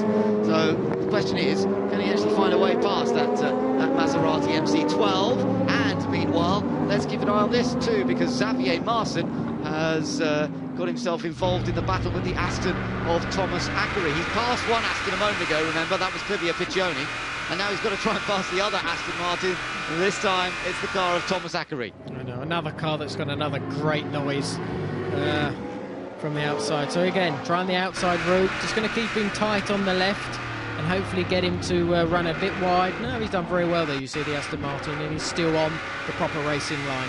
You've got a V8 front-engined car in the Corvette versus a V12 front-engined car in the Aston. You've driven that Aston GT3 here at Paul Ricard, haven't you, Johnny? Not a Paul Ricard, no. Right. I drove it back in the UK. It's a very nice car. It's very balanced and stuff, but again, this particular circuit, because of the history of here, it doesn't wear tyres out it just makes them go off. And certain cars are going to be much worse than others, are always more suited to a circuit. The Maserati works here very well. The Corvette does. And I think you may get a little slipstream now into the chicane here with the Aston Martin. The Aston Martins haven't been very good here. They've been quite poor. Yeah, well, let's see if he's close enough. He's got a good slipstream. Perfect. Now, that's a demonstration passing manoeuvre where you use the slipstream and then just get it on the brakes as well. A bit of a combination of the both. Yeah, and you can see these fighting the steering wheel. You can actually hear the wheel spin of that Aston Martin as well. So he's struggling with tyres as he accelerates, but that will also mean when he's braking, the back end will be very loose as well. So he has to back off a bit too early, which allowed that Corvette to get past. So that's put him into 7th place now in the Corvette. So moving up the order, but our best placed Corvette is still in 2nd place, if you remember. That car of Mark Henrici was Andrea Piccini, who was really mixing it up in the early stages of the race. But up front, the gap is still 8 seconds. This is the manoeuvre. Once again, he timed it nicely here. Yeah, very much so. And again, that slipstream just enabled him. I'm sure he could see that the Aston Martin was in trouble with his loose rear end, and very nicely done. You don't want one of those. Loose rear end. No, no, no. And if you just watch the steer, we might see it as he turns right, the Aston Martin. And you'll see there's a big oversteer as he puts his power on it. It'll go from left and There's the race leader, number 1, and who can stop this Maserati MC12? But remember, they haven't actually had a championship race win yet this year. They've had a couple of qualifying race wins, but they haven't had a championship race win, which is surprising. But it looks as though they're well on target for it here with 13.5 minutes remaining. Fastest car on track is still one of Peter Dunbreck, but he's got a 7-second gap between himself and the 2nd place car, that Corvette of Mark Henrici. That's really a bit of a tall order to close. And he's only 2/10 faster, so he needs a bit more than 13 minutes. Andrea Bertolini said that his wife is his lucky charm. Well, he's crossing his fingers, he's crossing everything as well, and it seems to be effective because they are leading that race in the Vitaphone car. I think she might be travelling a bit more now. Yeah, she might have to go to a few more events. It wasn't hard to persuade her to come to the south of France. It might be a bit harder to persuade her to go to Nürburgring, you know, with the autumn sets in. Actually, no, it's not autumn, it's still summer. It's still summer when we go to the Nürburgring. It'll be all right. The beer's nice. Yeah, it was lovely. I mean, He's Italian, So, here we are, still with that battle between the Maserati and the Corvette. No, the Ford, rather. Getting himself mixed up on the American cars. The Ford or Maxime Martin just dropped back a little bit, and they're catching the other Ford. That's interesting. Thomas Murch in the Martek car, that's being caught very rapidly by these two. So we're going to see some changes here, I think. It does look that way. They've caught him very, very quickly, and he seems to be sort of slowing up quite considerably at the moment. So maybe he's got an issue there. Might be. We haven't seen any news of any penalties for that car. There was an investigation that went on to an incident earlier on, but nothing's been done about that. He's had a spin. He's had a spin. That's what it is. It's just come up on our monitor. Okay, car 5 spun and rejoined at turn 10 apparently, and now look at this. It's put him under serious threat from Alex Margaritis right behind him. And then the Ford of Maxime Martin also joining in the fun and games. It's not the sort of pressure you want this late on in the race, because your car is moving around. Well, he's twitchy. And again, that spin hasn't helped, because he's probably gone off and collected a bit of rubber. He's got to try and get that rubber off his tyres. And of course now he's got that Maserati sort of really pushing itself to get on the inside, and it looks as if he's done it. Oh. Yeah, very good. Very unfortunate. Excellent move, very unfortunate for them, because they've done a sterling job in this race, but he's under pressure again from Maxime Martin. Yeah, the other Ford. So you've got Ford versus Ford now.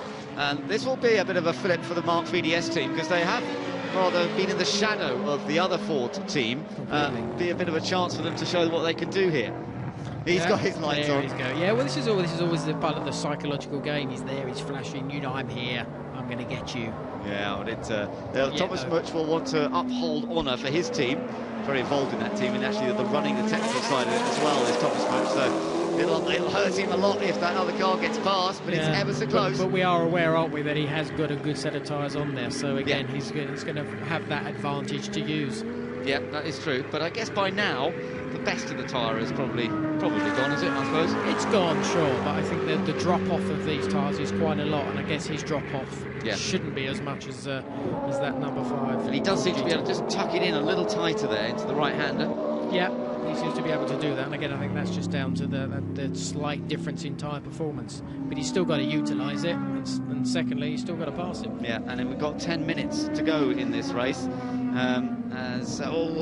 Bit bouncy there over the curb, wasn't he, old Maxime Martin? This was when Alexander Margaritis managed to find a way past. And so that little twitch didn't help him, you see, because it made him sort of go a little bit wide, which had allowed that Maserati to get that slingshot, which he utilised very, very well here into the right-hander and cleanly get ahead without any real issues. Yeah, no problem at all. And now look at it again, under pressure here into turn one. He has got to butt it on the brakes, but here comes Maxime Martin. He's done it. Much definitely seems to be struggling on the brakes down there into turn one. He just was more cautious that time. Didn't want to get into a situation where he got into a bit of a slide and effectively sort of left the door open. And Maxime Martin's moved his Ford up into 5th place now. Alexander Margaritis is in 4th position. Peter Zumbrek, just to remind you, is running 3rd. Mark Henrici's in 2nd. Michael Bartel's still leading this race with under 10 minutes to go. And that's a great move for them, and a great, we see it again into turn one, and very easily done. I think we saw and we know that the tyres are in very good shape, and he's utilised that. He hasn't sort of waited too long. He's got on with the job, and now maybe he's got a chance to get up to that Maserati and gain one more place with 8.5 minutes to go. Well, there's the 2nd place car of Mark Henrici. Now, it is being caught a little bit from behind by Peter Zumbrek. The gap, as you saw there, to the leader, though, is a full 7.5 seconds. So the Corvette's a little bit lonely. Mark Henrici at the wheel at the moment. Been racing GTs in Germany since 2006. Did a bit of World Touring Cars. Oh, sorry, he's got to stop and go. Now, that must go back to the Piccini incident. It certainly does, yeah, for causing a collision. Right, now that's the accident that they had with Enrique Bernoldi. We heard Bernoldi talk about it. And, well, they've picked up a stop and go. Now, that's changed it all again. So 2nd place is no longer going the way of a Corvette. It'll go to a Nissan if everything stays the same, because Peter Zumbrek next up on the road in the Sumo Power car. It certainly looks that way. From what we saw, it looked a bit harsh, but I'm sure they've looked into it much more. But unfortunate, but this is the way it flows sometimes. Yeah, it is. There's the number 22 Nissan further down the order with Jamie Campbell-Walter trying to get past Riccardo Zonta, and both of them are sort of sticking in behind Livio Piccioni. That's 9th, 10th and 11th places we're watching there. The blue, black and silver Aston Martin being driven by ex-single-seater racer Livio Piccioni, who's putting in a full season in this car. But right behind him, breathing down his neck, is ex-Grand Prix driver Riccardo Zonta. Gets good traction off the last corner, but also right behind them is Jamie Campbell-Walter. So a nice little echelon pattern as they come down the straight. Which way are they going? I don't know. And then Aston's decided just to go plumb in the middle of the road for a moment. Then he moves out wide. We're going to see an outside move. Oh, yes! Jamie Campbell-Walter. He did it yesterday, and he's done it again today. Absolutely great move. One of his favourite. Oh, but he's got to come back, look. I think the Lambo's come back in here. Yeah. He might go around the outside again. I think he's confident on this side, is he? No, he can't. Great stuff. Jamie did that yesterday in race 1 and feels very confident doing it again. So that's very good. The car's looking quite good at the moment. It is, yeah. It's definitely working well in the latter stages of the race. But this is for the final point, actually, sort of final couple of points, because this is 9th, 10th and 11th we're looking at here. So fairly important to try and add to their tally, and off they go. Now he's got a good run here, good chance presumably into the chicane. Oh, gets a big squeeze on him from Riccardo Zonta. Is that what you Formula 1 drivers do? No, you're not allowed anymore. No, it was a big old squeeze from Riccardo Zonta, wasn't it? It was, and yeah, and I think Jamie is reacting to I think so. Squeeze. I think he is definitely reacting to that. Yes. No, it was quite a good squeeze. He didn't squeeze him off the track, so from that point, I don't think it was too bad. I don't know exactly what the rules are in GT1, if there are any. Of course, in Formula 1, we always know about this one move that we're allowed. I'm not quite sure if that's I guess the case. Yeah. I guess that was one move. It's just he left it very late when Jamie was almost upon him, wasn't he? Really? Yes. So that was the key thing. But never mind, they're still there, still behind Livio Piccioni. But I have a feeling that might get him going. Yeah. I think we will see another attack to to pass. Drive-through has been completed by the Corvette. Now, where's it brought him back out? Actually, it's brought him back out ahead of Thomas Much. Yeah. 6th, 5th, or 5th, yes, I think 5th, actually. So that's pretty good, isn't it? It's not so bad. It's not so brilliant. bad. It's not so bad. Not as good as 2nd, which is where he was. Yeah. And it's a shame, because that was Here such we a go. good move. Now, Dumbreck's on the left. Piccioni in the, well, sort of on the right. Going to go to the middle. You Same just know situation as the previous lap, more or less, or identical. Not this time. No, not around the outside this time. I think the Lamborghini was more aware. Yeah, Zonta. Who's driving that? Zonta. It's Zonta, is it? Yeah, there you go. Mr. Experience. Great little driver. Very unfortunate we never saw more of him in Formula 1. It's good to see him racing again in the GT1 World Championship. Oh, he's forced him into a lock-up. Can't take advantage of it, though. Still couldn't find a way through. Tight and twisty down in that bottom section. No way to get alongside. Now then, what about here? This is where you get the toe. Oh, and he's going for it in a very strange place. Now here's a chance for Dumbreck, surely. Yeah, let's see what he can do here. Again, he's got to get the slipstream now. Yeah, but I don't think he's got the. Yeah, he hasn't quite got it on this lap. I think he was just in the wrong place for him. There's another expressive hand gesture. He's got that finger on that button. Flash. You're right. This is a horn. He's definitely got very fired up here. Very. Jamie getting so close to getting past the Lamborghini, but so far, no dice. He hasn't got away past Ricardo Zonta, who's fighting manfully, the 34-year-old Brazilian. Former FIA GT champion, of course, Ricardo Zonta himself. That was back in '98 in an AMG Mercedes. So yeah, and then some Formula 1 after that for BAR, a couple of races for Jordan, a few races for Toyota as well. And then went back, well, sort of bits and pieces since then, really. But he is not going to let that Nissan through easily. So, a bit of smoke, or was that just a bit of a lock-up? I'm not sure. Oh, my goodness. I think he may have kissed it then. I thought he was just going to ram into the back of him there. He's frustrated. He could almost be French, the amount of hand gestures that are going on. Well, he's in the right place. He's learned very well at the restaurant last night. That's what it is. Still, Clivio Piccioni's watching all this in his mirrors, thinking, what on earth is going on? So again, it's amazing. This is the third lap. Squeeze him over. Yes, it's the third lap. We've had exactly the same. Oh, we may have got it this time. The Lamborghini's going to squeeze through, and Jamie. It's 3 abreast down to the first. Jamie's ahead. Just on the outside. Can Jamie get round in the Nissan? He's done them both.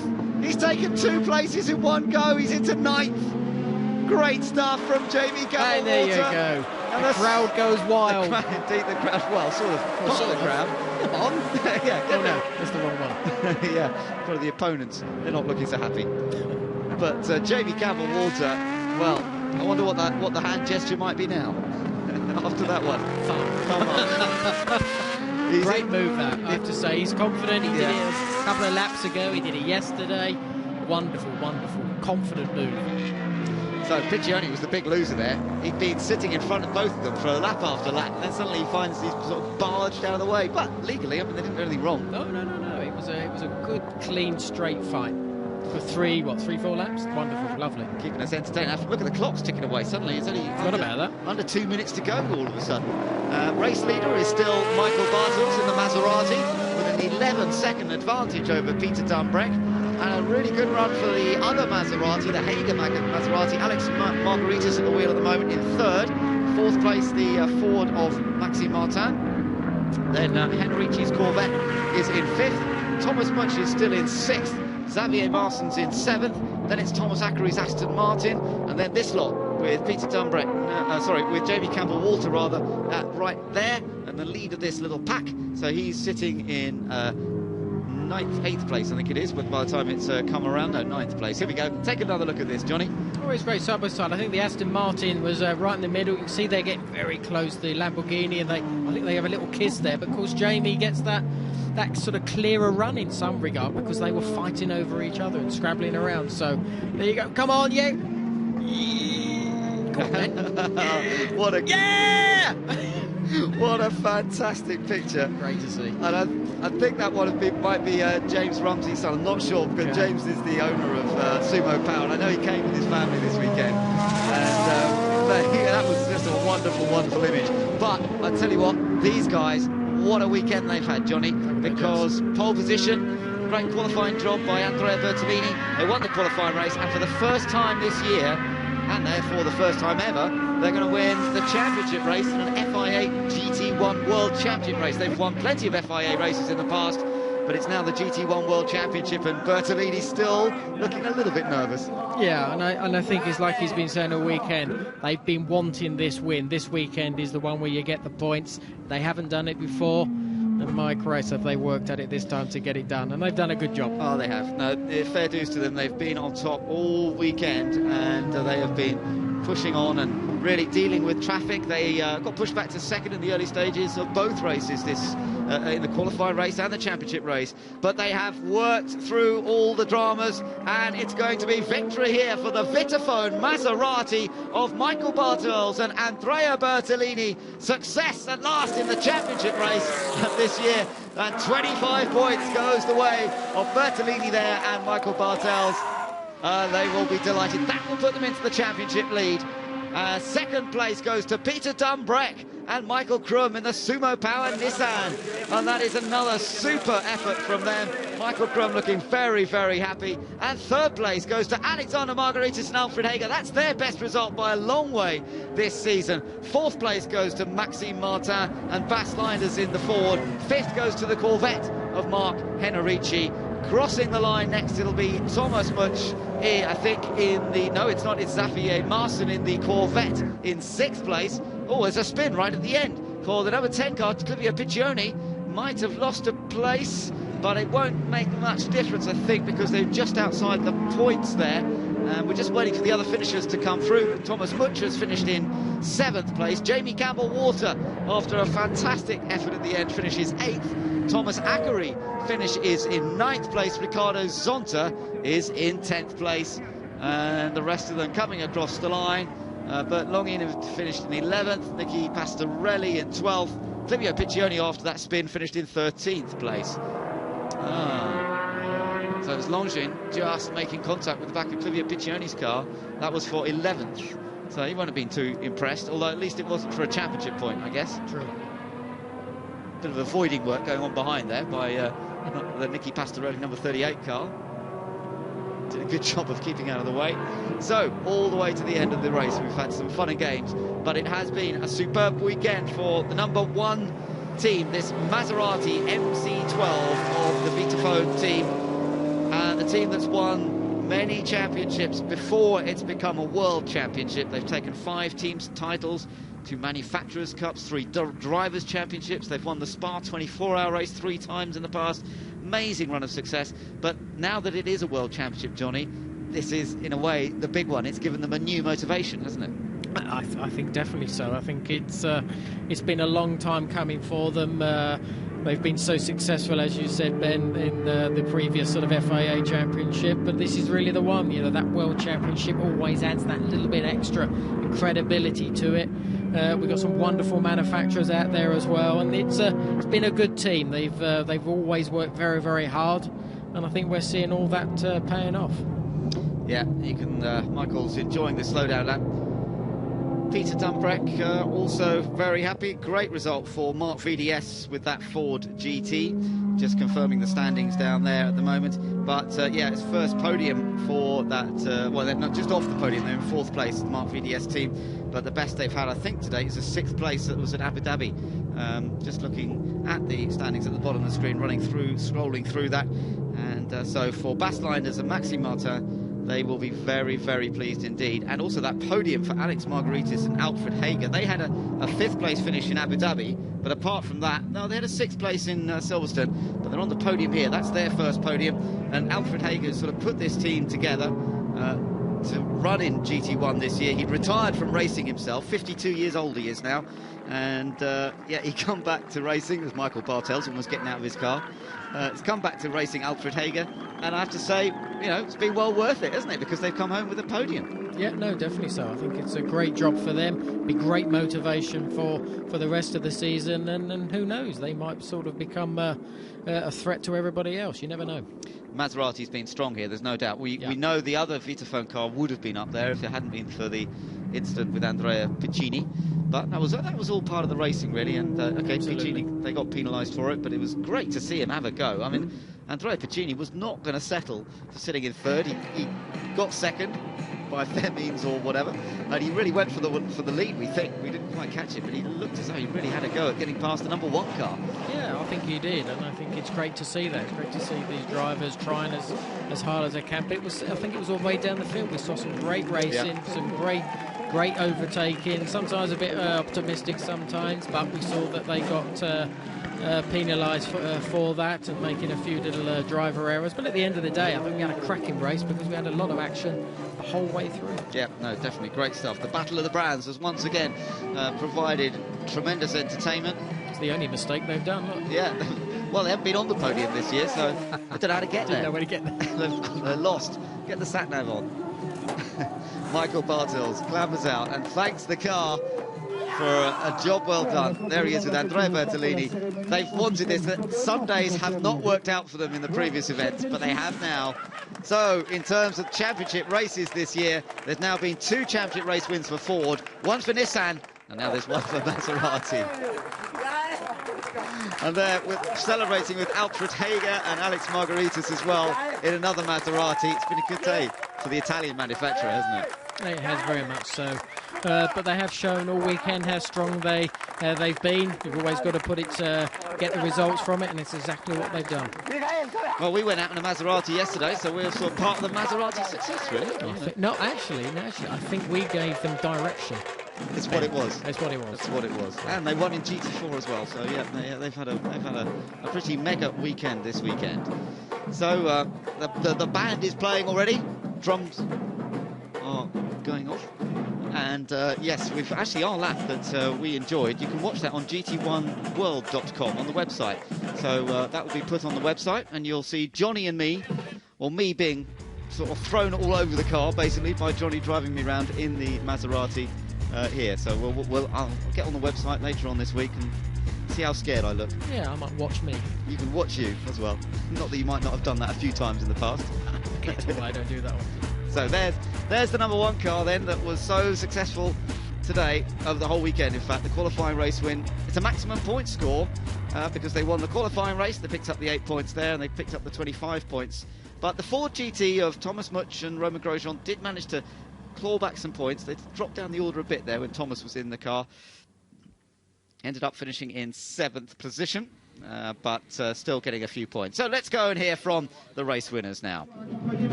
Congratulations, Andreas. Definitely an emotional race for you. Yes, it was an amazing weekend because pole position, we won race 1 and race 2. But you see also the car, all the car is really close. The difference also is the timing of the tire change. Our crew was really unbelievable. But it's really amazing race, really close. It's a strong competitor. Was amazing. I think for all the people at home was a good show. Thank you. So he's very happy now, fully relaxed at the fact that they've managed to achieve the Sunday Championship race day win. And for Peter Dunbrack and Michael Krum, they have come home with a superb 2nd place finish as well, and that is their best result of the season. They had 2 podium finishes at Brno, but they've now got a 2nd place finish, so they must be very pleased with that, I should think. Only 1 better to go now, is the victory. Congratulations, Peter. That certainly was a challenge for you. Yeah, it was a tough race yesterday, and we had a bit of a strategy in mind. I looked very silly in the first stint yesterday and just fell back and back, but the reason for that was because we were on old tyres and we saved 2 very good sets for today. And you saw the carnage that took place around us, and I was able to drive fast laps at the end. So, the result, it just came our way, and Michael and myself just took it easy and drove within the car, and the result came. Fantastic. Congratulations. Strategy all the way from the beginning then. So that explains Peter dropping back down through the field yesterday, saving those tyres for the big race, which makes total sense. And finishing in 3rd, Alexander Margaritis and Alfred Hager. Well, great result for them. Their first podium. Let's go and get some reaction with them from Haley. Congratulations, Alfred. Your first win of the season. Yeah, it's a special moment now, because when you are over 50 in such a championship, to be under the top 3, it's great. Thank you, guys. So, quick word for them as they have to be rushed off to the podium for the presentations to begin. But that's a nice line. So there are the results then after 28 laps. The winner, the Vitaphone Maserati MC12 of Bartels and Bertolini. The Nissan in second place of Dumbreck and Krum in third place. Another Maserati of Alfred Hager and Alex Margaritis. Then the Ford of Linders and Martin. The Corvette next up of Piccini and Henrici. And then Hazelman's and Martin's Corvette. Another Ford of Grosjean and Mudge. Then the Nissan of Hughes and Campbell Walter. Makovic and Ackery's Aston Martin. Zonta and Daniel finished in 10th place. The Maserati of Bobby and Longin finished in 11th. And then the Lamborghini of Schwager and Pastorelli finished in 12th position. Outside the top 12, we had another Aston Martin, the Hexis AMR car, just pushed out a bit at the end there, Clivia Piccioni. And then the rest of them, Swiss Racing Team Nissan's not really performing this weekend. So although the Sumo Power cars did, the Swiss Racing teams have got some work to do. And Aston Martin having a tough time. Darren Turner and Thomas Enger had problems. So did their teammates, Christopher Nygaard and Stefan Mucker. So those two cars really outside the points throughout. So that's the classification from this championship race here at Paul Ricard. A little light breeze blowing across, but it's been very, very warm here in the south of France. So the guys are getting ready, getting their flags ready too for the podium celebrations to get underway. Being called up to the podium, the Vitaphone team that have certainly experienced many successes, many wins, but this one will mean a lot to them as it's their first GT1 World Championship victory. So let's get them onto the podium then. Alfred Hager and Alex Margaritis will lead the way with that third place finish. 52 years old, as he says, to be over 50 and to get a podium finish at this level is really achievement. He's with the 25-year-old Greek driver Alex Margaritis. And then in second place, Peter Dumbreck and Michael Krum, a very good driver lineup, the 40-year-old German, the 36-year-old Scot. But it's Bertolini and Bartels who have done it. The 42-year-old Michael Bartels who runs the team. It is very much his team. And Andrea Bertolini, who has been a Ferrari test driver since he was 19 years old. He's 36 years old now. The Italian comes from Sassuolo and now is enjoying more and more success with the Maserati. So brilliant effort by them. Unfortunately, their teammates weren't able to join them, but let's enjoy the anthems.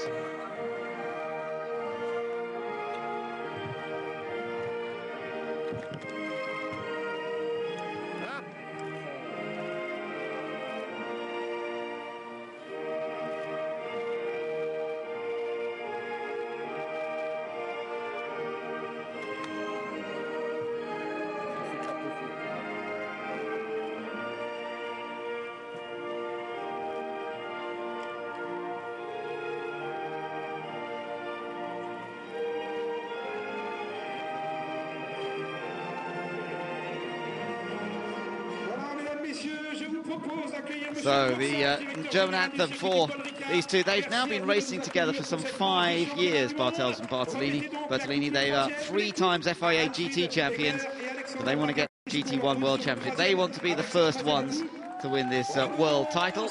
There's the trophies handed out to Alfred Hager and Alex Margaritis. And big smile on Alex Margaritis' face. It's lovely to see, isn't it? He's really enjoying this. Raced for AMG Mercedes and DTM for various different teams. He did European F3 before that. But Dumbreck and Michael Krum, well, they've both tasted success at lots of different levels. But today, the top guys are Bertolini and Bartels. It's a very strong team, that, Johnny. You know, whatever, they've been running these cars now for a good long time, but it's just such a slickly run organisation.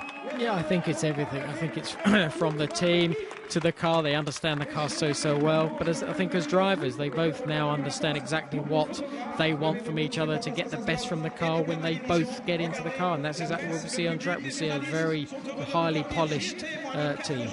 Interesting, yeah. Yesterday when they got in second place for a while, they had a car in front of them, young driver ahead of them, and Michael Bartels was just so careful not to do anything silly and just wait and bide his time for the chance to get past. And just shows you that, as you say, they just know how to judge these races. Yeah, well, it's just experience. You know, they've been together. Those 5 years have sort of made them understand, and I'm sure they talk about it over dinner of what they need to do. And you know, we don't need to push it. If we do have a car in front that is a bit slow, we just take our time. They abide their time, and that shows that the car is working very, very well, and mentally they're very, very positive as well. Yeah, so fantastic performance today by those guys, and it does mean that they will have taken the lead in the championship, just a little bit from the Ford guys. Let's take a look at that classification. Michael Bartels and Andrea Bertolini now on 77 points. It's actually a 15-point gap, so it's a reasonable margin now over Grosjean and Thomas Much. Mark Henrici's in third, and then Dumbreck and Krum with the other Nissan drivers, Campbell, Walter and Hughes there in 5th place. So it's been a remarkable and entertaining weekend. Thanks to Johnny Herbert for joining us, from Ben Edwards and the rest of the team. Bye-bye.